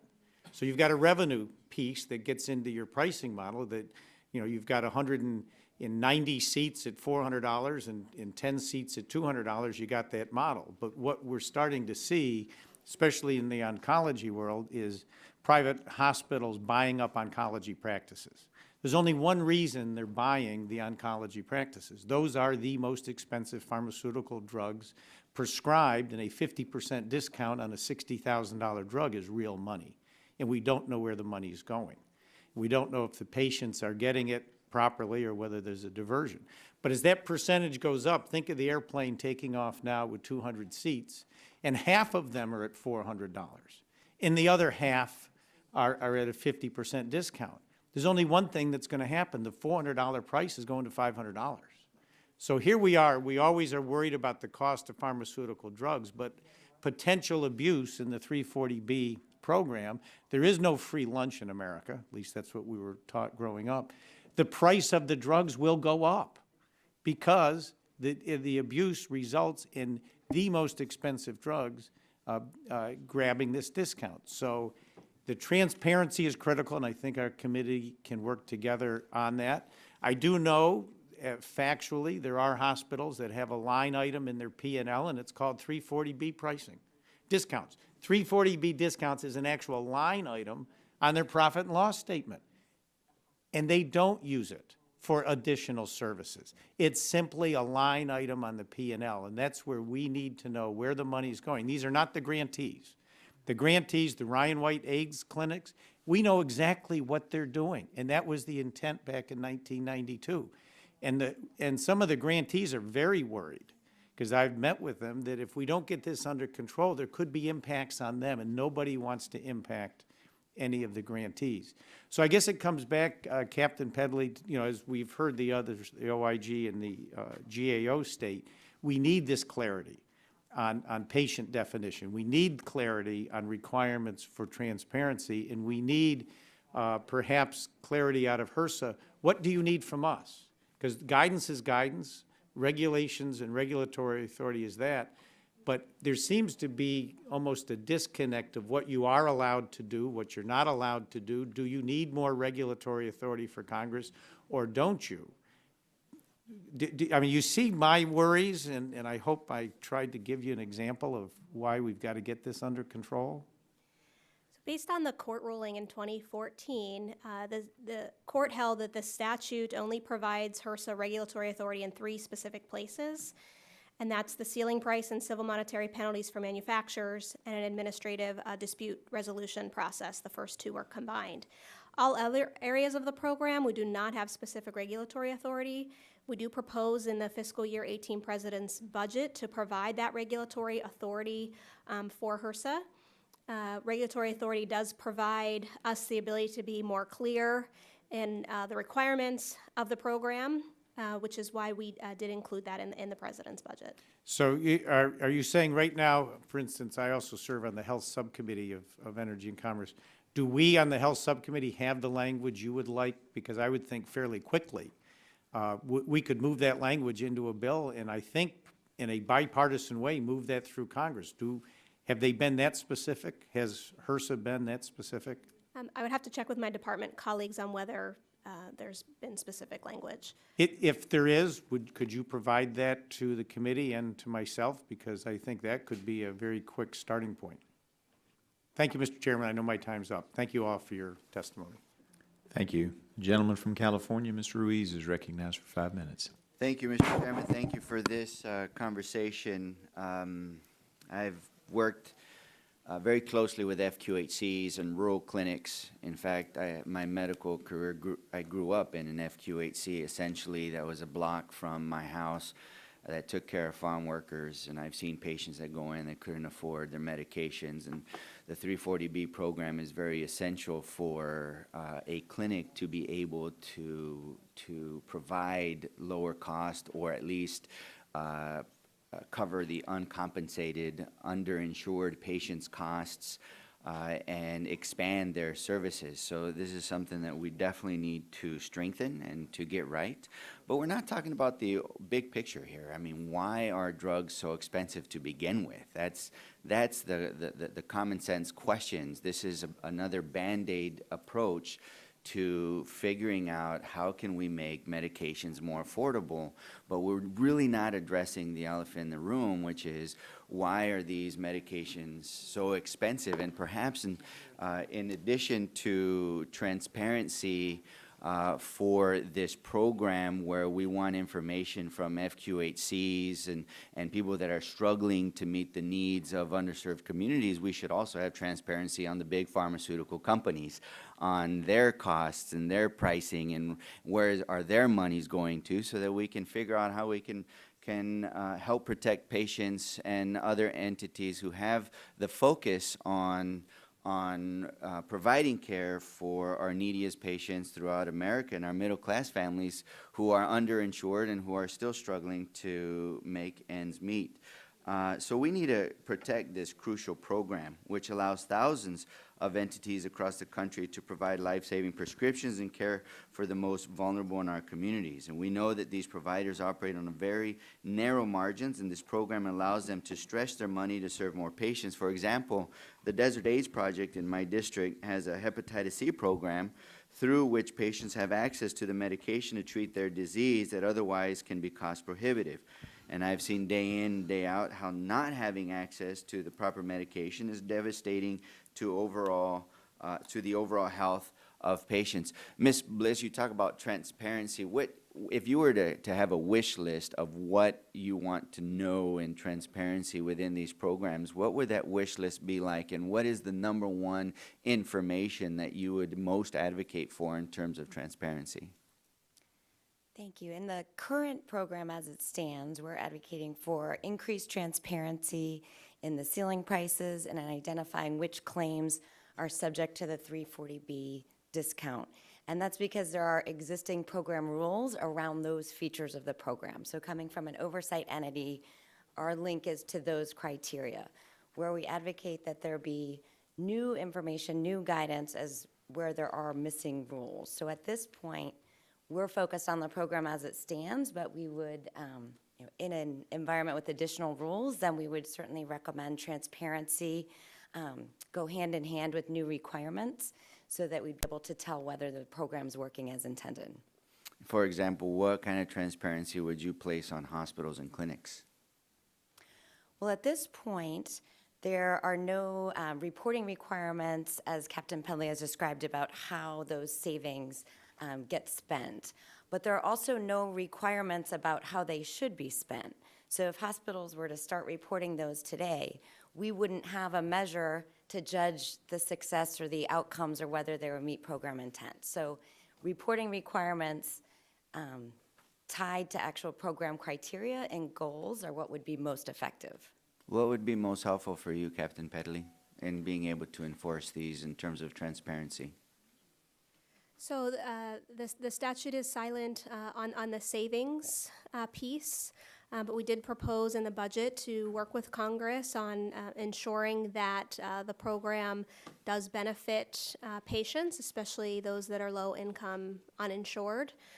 We're also working in terms of transparency, as mentioned, on the 340B ceiling prices. We are working on a system to provide those ceiling prices to the covered entities so that they can see the prices that they are to be charged. Well, I certainly appreciate and would advocate fiercely in order to see those cost savings translated into real patient out-of-pocket savings. I do also know as well that some of those savings are used for other programs that are in dire need in those underserved communities.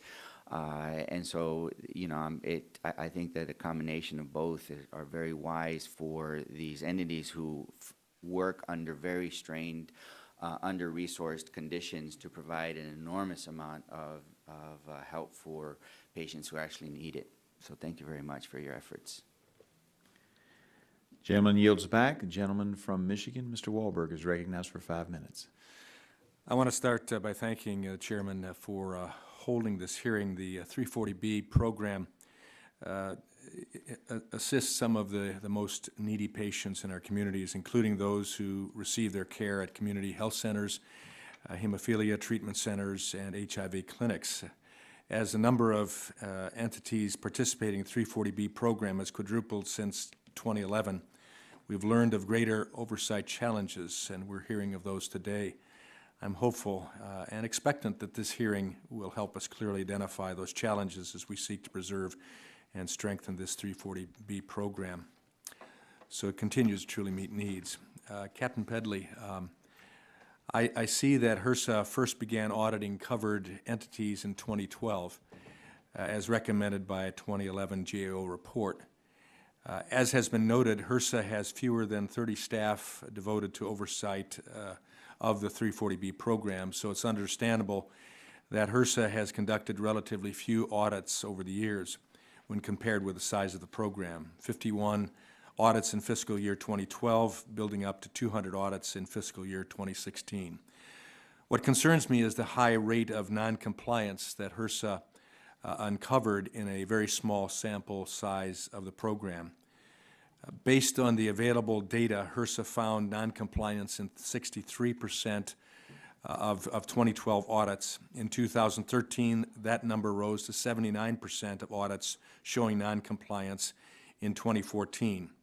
82% of audits in 2015, that number dropped slightly to 78%. And finally, in 2016, of the audits that have been completed so far, 66% show noncompliance. Those numbers are just staggering. Can you explain to me how HRSA selects the entities it audits and why those numbers are so high? So HRSA determines the audits on two different models. The first is a risk-based approach whereby we factor in certain risk factors and then randomly select based on those risk factors. We then separately, specifically target audit some of the entities, either based on specific allegations we've received about the entities already being in noncompliance or information that we have that we're unable to resolve an issue with an entity, then we may go in and target audit an entity already known with an issue. So the entities that we choose are already at higher risk. Am I correct that the audits only cover a small number of the drugs that an entity might purchase through participation in the 340B program rather than a full audit of all drug purchases by that entity? So we use a standard auditing process whereby we do sample based on a statistical methodology, a certain percentage of the drugs to ensure that they meet program requirements specific to diversion and duplicate discounts. However, we do review all other aspects of the program outside of the sample, in addition to looking at their policies and procedures, interviewing staff, and looking at all other documents necessary to ensure that compliance beyond just the sample of drugs. So even the small number of audits conducted by HRSA only cover a fraction of that entity's participation in the program? So the sampling is specific to the diversion and duplicate discounts that we sample, and that's a standard process used in auditing. But we look at the entire program to ensure compliance, policies and procedures, interviews, looking at their software systems and how they track drugs. Okay, thank you. Ms. Bliss, has the OIG considered whether the 340B program encourages the use of brand drugs and discourages use of generic drugs? We have not studied that particular issue. Is there any incentive to study that, an incentive to prescribe more drugs and more expensive drugs because the entity has received those drugs at reduced price? In theory, there's certainly financial incentives to maximize the spread and your payments and your reimbursements. Ms. Bliss, has the OIG reviewed whether the 340B program has created an incentive for hospitals to acquire practices? We have not specifically examined hospital incentives. I believe my colleague from HRSA had some work touching upon that issue. GAO. Ms. Draper? Oh, I'm sorry. No, that's okay. Actually, in 2015, we did looked at Medicare Part B, the intersection of that with the 340B program, and we did find the average number of oncology patients increased for all hospital groups, but the most for the 340B DISH hospitals. And we also found that the Part B spending, drug spending, was substantially higher at 340B DISH hospitals, which suggested that prescribing patterns may the financial incentives may influence prescribing patterns to prescribe more and more expensive drugs. Okay. Thank you. I yield back. Thank the gentleman. The gentlewoman from Illinois, Ms. Schakowsky. Thank you. Well, I'm happy to see that everyone on the committee has expressed their support, just about everybody, for the 340B program. Because it certainly is a vital source for healthcare providers that really underpins our safety net programs. And I'm all in favor of doing everything we can to make sure that we provide the proper oversight. But I wanted to make a couple of comments. One may seem irrelevant, but I would hope that members of this committee would have as great enthusiasm for audits of the Defense Department and where big money is really spent. And I would also like to comment my support for and associate myself with the remarks of Dr. Ruiz, who was talking about Hep C patients being able, under this program, to be able to afford drugs that could offer a cure, but that we also want to look at why the pharmaceutical companies are charging tens of thousands of dollars for this drug and charging so much for other drugs. And I think that this committee needs to look at more than, this is really not, I don't think, a discussion about the price of drugs as much as it is a particular small program. But I do want to, I'm concerned with the CMS proposed rule. And I know, Captain Pedley, that you said it's under advisement and so you can't talk about it, but can you describe it so that I understand it better, what this proposed rule would do? Because what it sounds to me is at the end of the day, that the entities like hospitals and federal FQHCs would receive less money. Can you describe it? I don't know the details of that rule. That is under the purview of CMS, and we could help connect you with them, but I would be unable to go into any detail. Okay. And you also asked the question, describe the types of comprehensive services the 340B covers. You were just strictly talking about the discount drugs. Are there anything else that you can add about that? HRSA does not track or have information, excuse me, on how the entities use the savings to provide more care to more patients. Okay. The 340B program has a demonstrable effect in helping disproportionate share hospitals and rural hospitals save their patients. And that's a key part of the program, that they are able and actually required to spend that money into engaging in meaningful and beneficial work to support the most vulnerable. So let me ask you then, what you think then are the key, Captain Pedley, the key areas that we ought to be looking at to support your work in making sure that your audits are as effective as they can be and that this program is as effective as it can be? As proposed in the fiscal year 18 President's budget, HRSA only, again, has regulatory authority in the 3 specific areas, and we've proposed guidance in all other areas. The regulatory authority across the program is critical for us to be able to provide clarity in our program requirements and assist HRSA in our oversight efforts to be able to then enforce those requirements. So regulatory authority is key. So this program has just been described as a real mess by some others on the other side of the aisle. Dr. Draper, would you agree that that's accurate based on what GAO has looked at? Well, we've identified weaknesses in oversight, and we believe that the oversight needs to be improved, and there are things that can be undertaken to make that happen. What's the most important thing that we ought to do? Well, we talked a little bit about, I want to reemphasize about hospital eligibility. I think it's really important to think about HRSA's role with oversight related to participating hospitals. In 2011, about a third of U.S. hospitals were participating in the 340B program, and by 2015, they're 40%.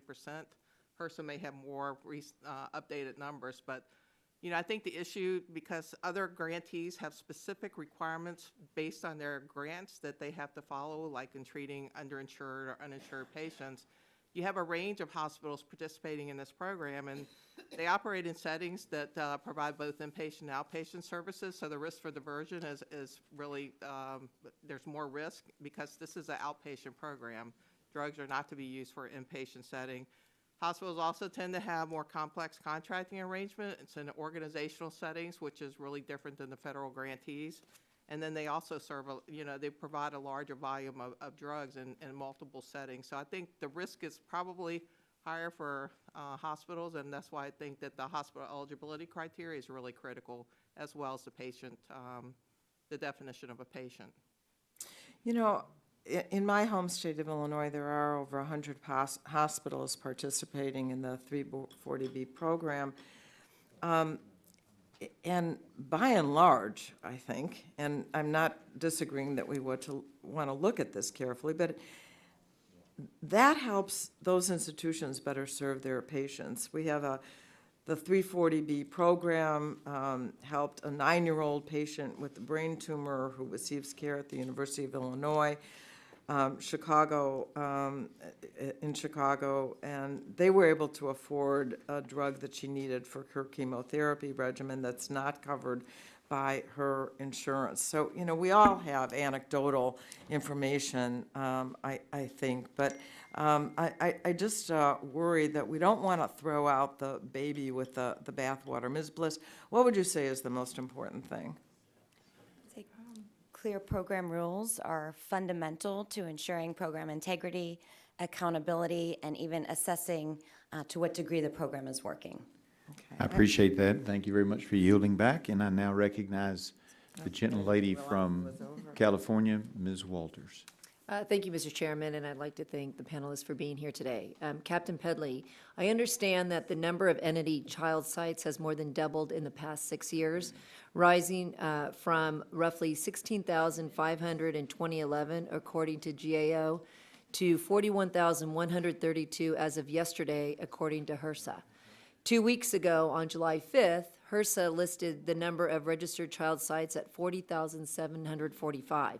Yesterday, July 17th, that number had increased by almost 400 sites.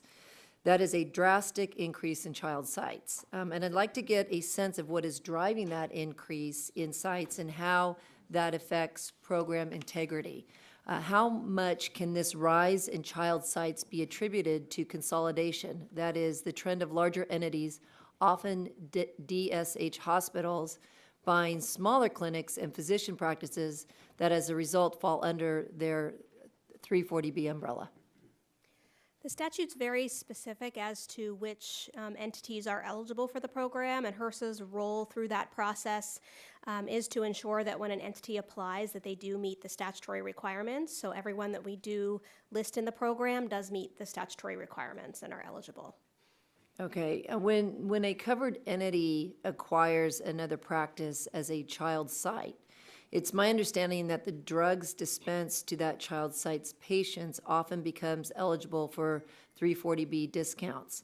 Does that child site take on any new statutory or regulatory obligations, such as providing the kind of care that originally qualified the parent site for 340B status? So specifically for a hospital, and it may be different for a grantee, but for a hospital, if they do acquire an outpatient facility, they do first have to be reimbursable on that hospital's Medicare cost report before they're eligible for the 340B program, because that is our test to ensure that they're an integral part. Once they are on that cost report, then they also have to enroll, be listed on our database. They can then purchase drugs at that clinic as well, and they have to meet all other 340B requirements, just as the main facility does. Okay. And to what extent is consolidation guided by perverse incentives? For example, a recent report has shown that there has been a 172% increase in the consolidation of community oncology practices into hospitals since 2008. HRSA's role is to ensure that everyone that does register does meet statutory requirements. I'm unable to speculate on business decisions a hospital may make to acquire those facilities. Our role is to ensure that they are eligible for the program. Okay, and as you know, oncology drugs can be quite expensive, and I know we talked a little bit about this before. If the covered entity is purchasing oncology drugs at the 340B discount, but not charging the patients at a discounted rate for those drugs, this can be profitable for the covered entity. Does this function to serve vulnerable patient populations, and if not, does it run counter to the intent of the program? And how does this consolidation affect patient care? The statute's only specific around the different compliance elements related to the 340B program, for example, the patient definition and duplicate discounts. It does not provide HRSA the authority around how the entity uses those savings. Okay, and how does this consolidate affect patient care? I'm unable to comment on those business decisions made by the hospital. Okay, I yield back the balance of my time. Thank you. Ms. Clark, you're recognized for 5 minutes. I thank you, Mr. Chairman, and I thank our panelists for enlightening us today with this discussion. I've been an ardent supporter of the 340B program. In fact, I have 6 nonprofit safety net 340B hospitals, as well as multiple federally qualified community health centers and clinics in my district. Having the access to affordable medications provided through this program has saved countless lives in my district, as well as improved the quality of life for many of my constituents. It is due in large part to this program that one of the hospital systems in my district was able to increase uncompensated care by 34.68%. With the current debate raging around the repeal of the ACA and my Republican colleagues' attempt to systemically dismantle the Medicaid program via their health care reform bills, the 340B program is needed now more than ever. However, I can't overlook numerous government reports citing the vulnerabilities in this program. Drug manufacturers have also expressed their concerns about the reports of such vulnerabilities. To be clear, I support the intent of the program, but I do believe that more transparency and accountability is required.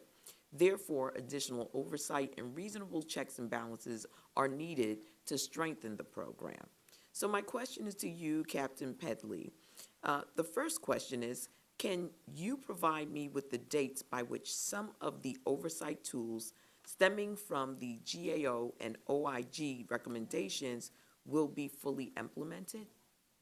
Specifically, what is the estimated completion date for the ceiling price website, which can help ensure that that covered entities are paying the appropriate drug price?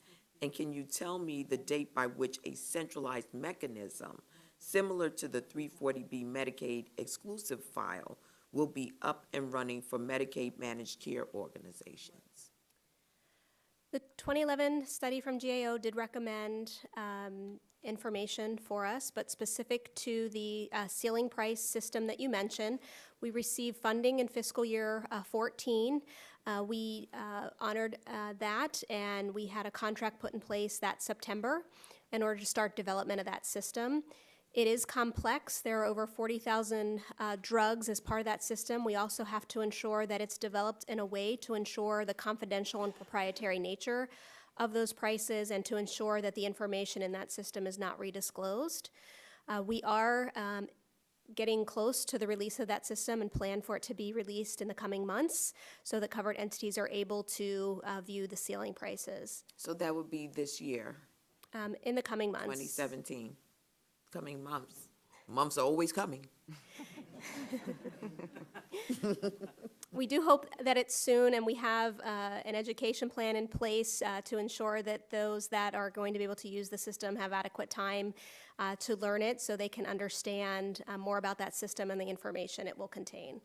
The 340B Medicaid exclusive file, is that part of the system that you're speaking of? No, that's a separate document. The Medicaid exclusion file, there is currently one in place for Medicaid fee-for-service, and the purpose of that file is to ensure that states and manufacturers have the information necessary to prevent a duplicate discount in the program, meaning to prevent a 340B drug discount and a Medicaid rebate on the same drug, and the file is used for that purpose. We are separately going through the process of developing policy around duplicate discounts and Medicaid managed care. Amendments were added to the statute in 2010 that did include now Medicaid managed care under the duplicate discount provision.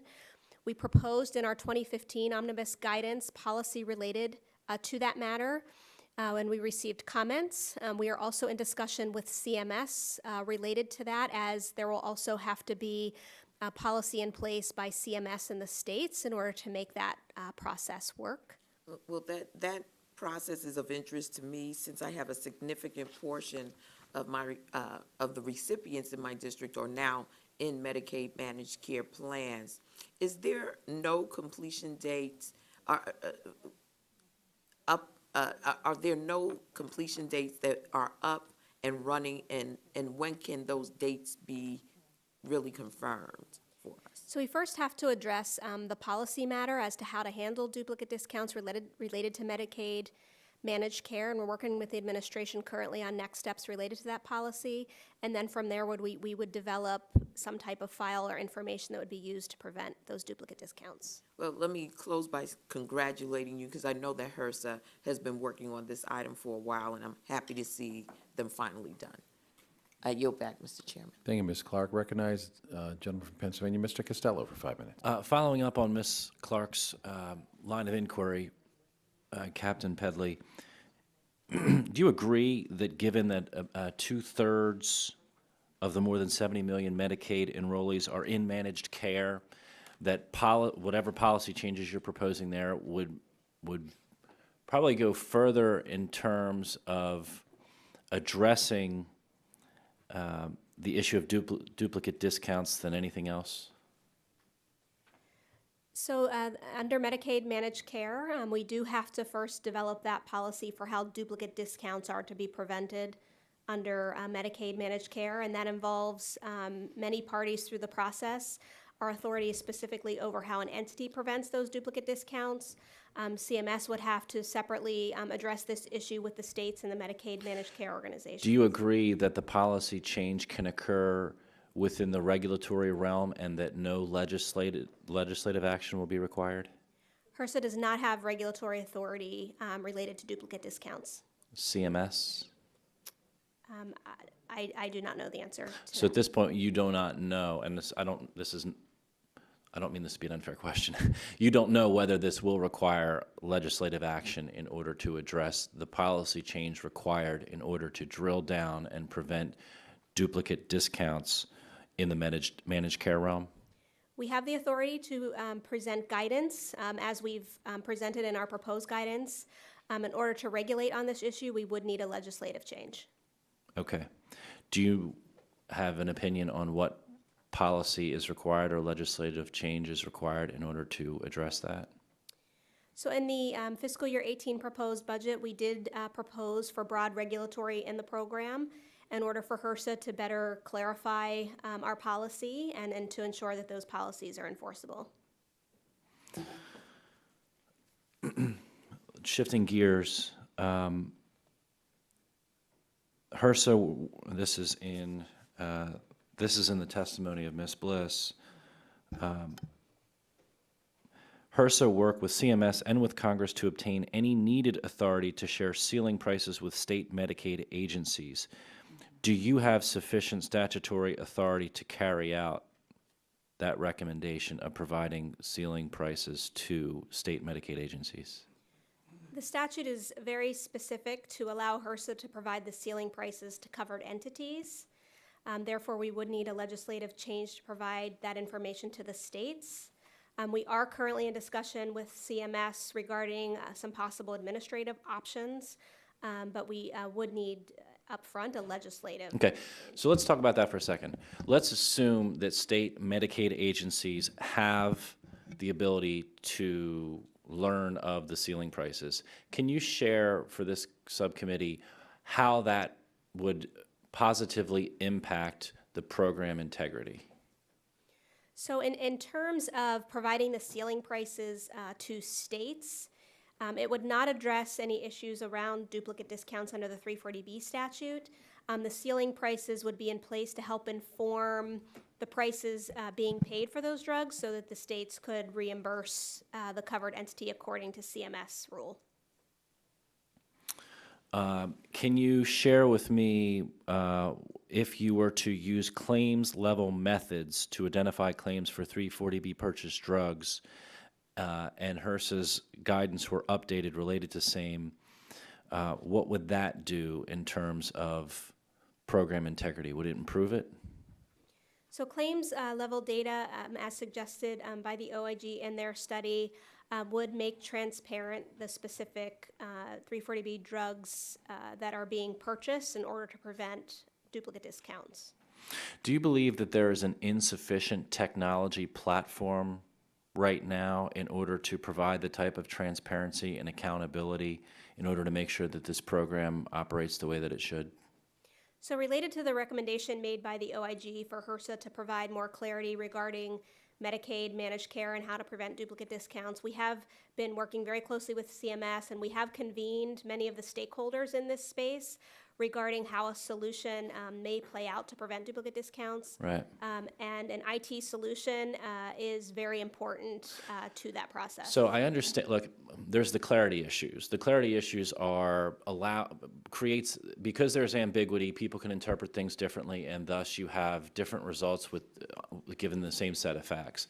The question I have is, for the enforcement side of this, I mean, you're doing I think about less than 1% of all of these 340B facilities get audited, right? Because of a manpower issue. If you have the right IT in place, a lot of that sort of speaks for itself, does it not? And so the question is really geared more towards the IT side of this. And if you had the right IT platforms, well, here's a question. I know my time's expired.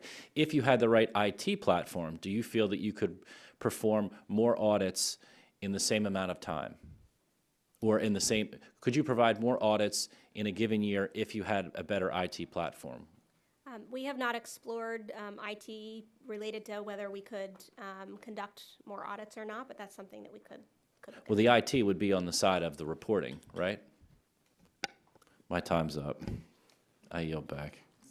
Mr. Carter, you're recognized for 5 minutes. Thank you, Mr. Chairman, and thank all of you for being here. This is an extremely interesting subject on a very important subject as well. I'm going to start with you, Dr. Pedley, and by the way, Mr. Chairman, she is a doctor. She has a PharmD degree. So, as well as being a captain. And I want to ask you, I know that Dr. Draper mentioned earlier when she was asked a question about what could we do to improve the program, she mentioned about the hospital eligibility. But one thing that I'm concerned about is about the patient eligibility. If I've heard you, Dr. Pedley, say once, I've heard you say it 50 times during this hearing, the statute is silent, the statute is silent. What do we need to do to clarify patient eligibility? Do we need to do it legislatively, or can you do it? So the statute is silent on what entities do with their savings.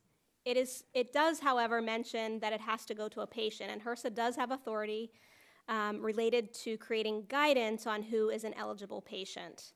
And we have done that. We have a guidance currently on what defines a patient from 1996, and we proposed in 2015 additional guidelines related to the definition of a patient. However, we do not have regulatory authority to regulate on what a That comes from Congress, so we need to do that? We would need a legislative change. Okay, count on it. I want to go to you, Dr. Draper, because something is very important to me, and that is, and I know that Representative Collins mentioned this, and it's just something that I want to get clarified here, because I think that there's a lot more that goes on here than we recognize, a lot more ramifications, if you will, and that is the GAO's released a number of reports, including a report in 2015, in June of 2015, that said the financial incentive to maximize Medicare revenues through the prescribing of more or more expensive drugs at 340B hospitals also raises concerns. You acknowledge that. You acknowledge that you have seen a tendency for more expensive drugs to be used, for more 340B drugs to be used in those hospitals that are eligible for this. Not only does excess spending on Part B drugs increase the burden on both taxpayers and beneficiaries who finance the program through their premiums, it also has a direct financial effect on beneficiaries who are responsible for 20% of the Medicare payment for their Part B drugs.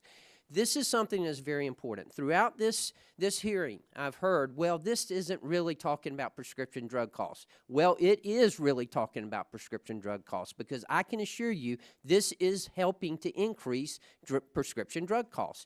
One of the things that you were asked by Representative Collins is about the incentive for hospitals to buy up physician practices in order to gain that authority, or in order to gain that ability to have them participate in the 340B program. Is that something that you see happening?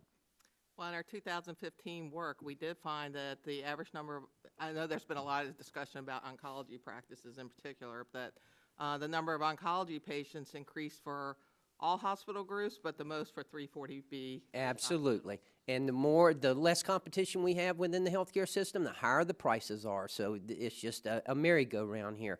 You know, this is, I'm not naive enough to believe that this is the worst administered program that we have in the federal government, but I think it's an example of how a program that was set out with the best of intentions can mushroom into a program that is just out of control. It's not just the pharmaceutical manufacturers who aren't making as much money as they will.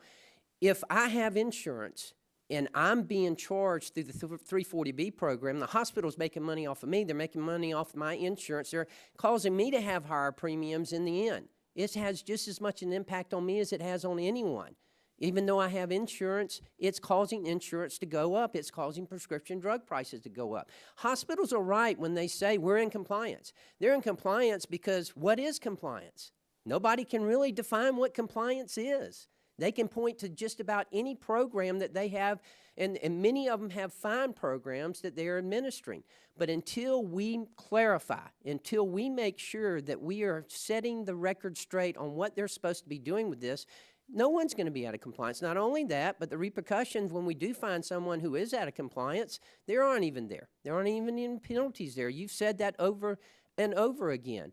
You know, there's one word that we can sum up prescription drug pricing, that we can sum up this program with, and that's transparency.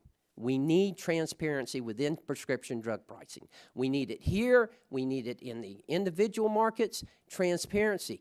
Whatever happened to the ability to just buy directly from the pharmaceutical manufacturer?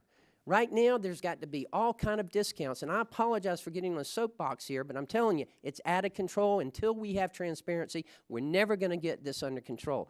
This program is a good program, but it lacks clarity, and it lacks oversight, and we've got to do something about it. Mr. Chairman, I yield back. Gentleman from Virginia for 5 minutes.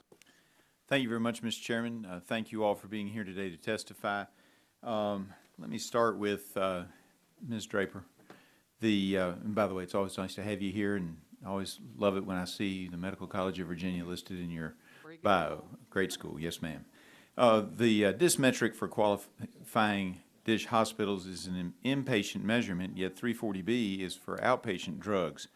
So does it make sense for us to use an inpatient metric for an outpatient program?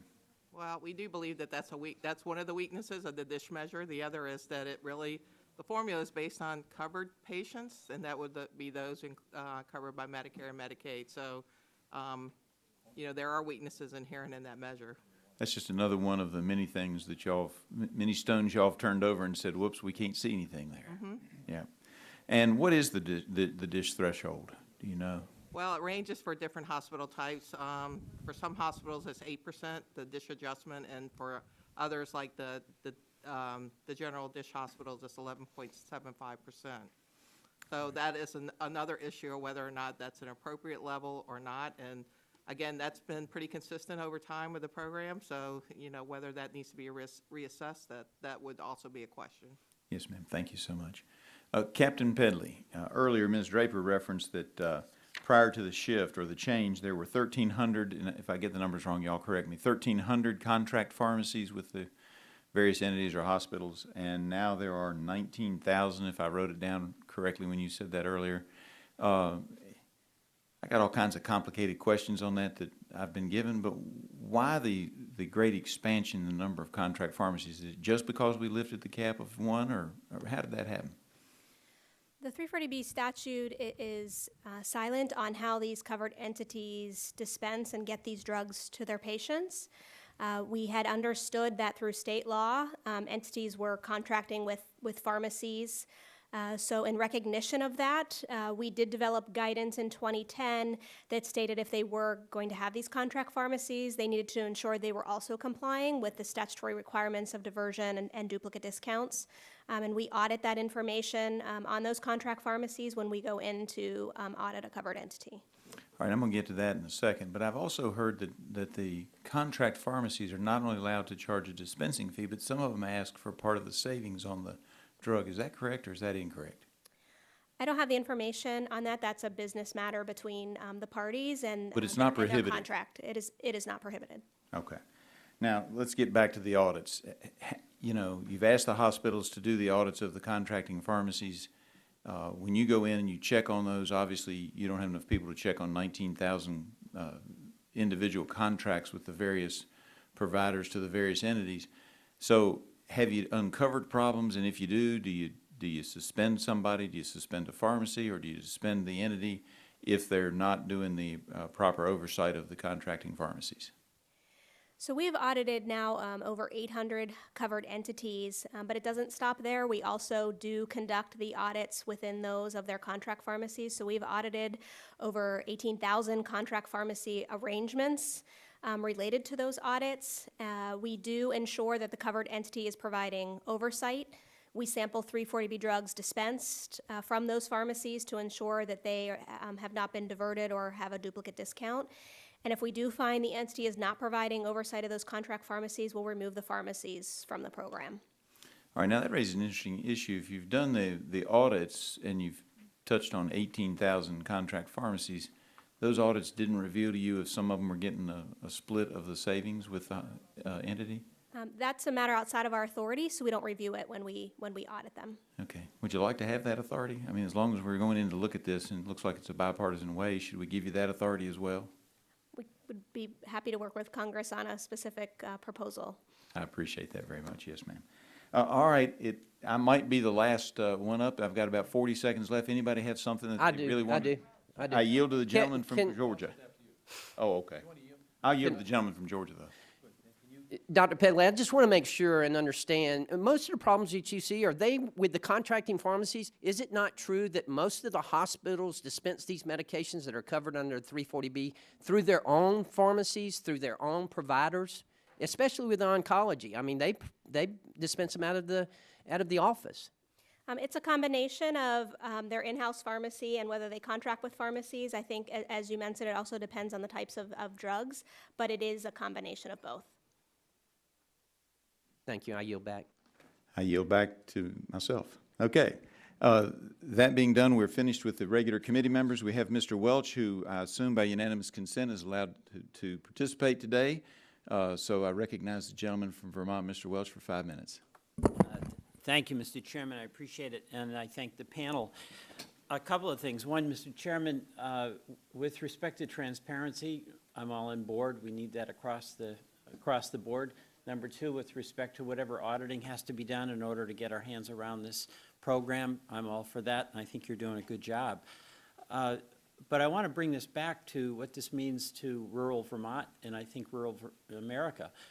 We're talking about the audit as though these nonprofit hospitals, like North Country Hospital in Newport, Vermont, is playing some kind of game, and that just ain't the case. I mean, folks there in a hospital are working hard, not making a lot of money, and are like the vital community institution in Newport, Vermont. And I know, Mr. Chairman, you've got that, and Mr. Carter, I know you have that as well. They are like focused on trying to get costs down. That is their focus. And that cost going down means that they can serve other people in this rural and pretty poor community. The pharma companies, frankly, are focused on shareholder profit. That's their job. But there's a tug of war here. And whatever it is we do, transparency, better audits, I do not want to compromise the ability of those rural community hospitals to do the job and get the services out to folks. And that's got to be the bottom line. For me, that's the bottom line. Rural America is getting hammered. It's not just Vermont. The other issue, Mr. Griffin, you and I worked on it to some extent, the 340B issue where these orphan drugs get mislabeled and the pharmaceutical companies take advantage of the fact that there is an orphan designation for a small component of what the use of that drug is, and then they get the higher price on everything. And I'd hope that'd be part of it. But just let me tell you about the North Country Hospital. If we lost the 340P designation, that'd be $2.7 million a year. That's what would happen to them. When Porter Hospital in Middlebury, Vermont, it's the nearest other hospital is about 40 miles away. When the orphan drug rule change was made, that cost them $500,000. That's like big money in a rural community hospital. So that's the focus here, that I think ultimately at the end of the day, whatever we do on transparency and on the audit and oversight, the bottom line for me is those community hospitals. Commander Pelkey, I do want to ask you about some of the challenges that you face in regulating in this area and share your best understanding of what you believe Congress intended when it enacted the provision on 340B. In terms of regulatory authority, due to the district court ruling in 2014, the courts did hold that we only have explicit authority in 3 areas. That's related to the ceiling price, civil monetary penalties for manufacturers, and the administrative dispute resolution process. But we do not have that authority for all other areas of the program. We have developed guidance in those areas, but we did propose in the budget to provide comprehensive regulatory authority for HRSA to oversee. All right. Now, program. On the current application of the exclusion that has an effect on access to products under 340B, is that something you have the ability to track? I'm sorry, did you say orphan drugs? Yes. So related to orphan drugs, there was an amendment in the statute in 2010 that the newly eligible hospitals, mainly rural hospitals, are unable to purchase orphan drugs under the program at the 340B discount. There was a lawsuit involving HRSA's interpretation related to that matter. Currently, under the program, the policy is that the manufacturer does not have to provide the 340B discount to those newly eligible hospital for Thank drug you. designation. Let me ask Ms. Draper, it's very nice to see you. Thank you. On the orphan drug issue and the specific question of how many drugs have been recently pulled out of the program, is that something the GAO has reviewed? We have not reviewed that. Is that information would be helpful and important given the anecdotal evidence about real access. Is that something you'd agree with? I think anything that would help improve the transparency and integrity of the program would be good. Okay, thank you. I thank the panel. Mr. Chairman, thank you for allowing me to participate. Thank you very much. That concludes this committee hearing. I would like to thank all the witnesses and members who have participated in today's hearing. I would remind members that they have 10 business days to submit questions for the record, and I ask that the witnesses all agree to respond promptly to those questions. Hearing nothing else, committee is adjourned.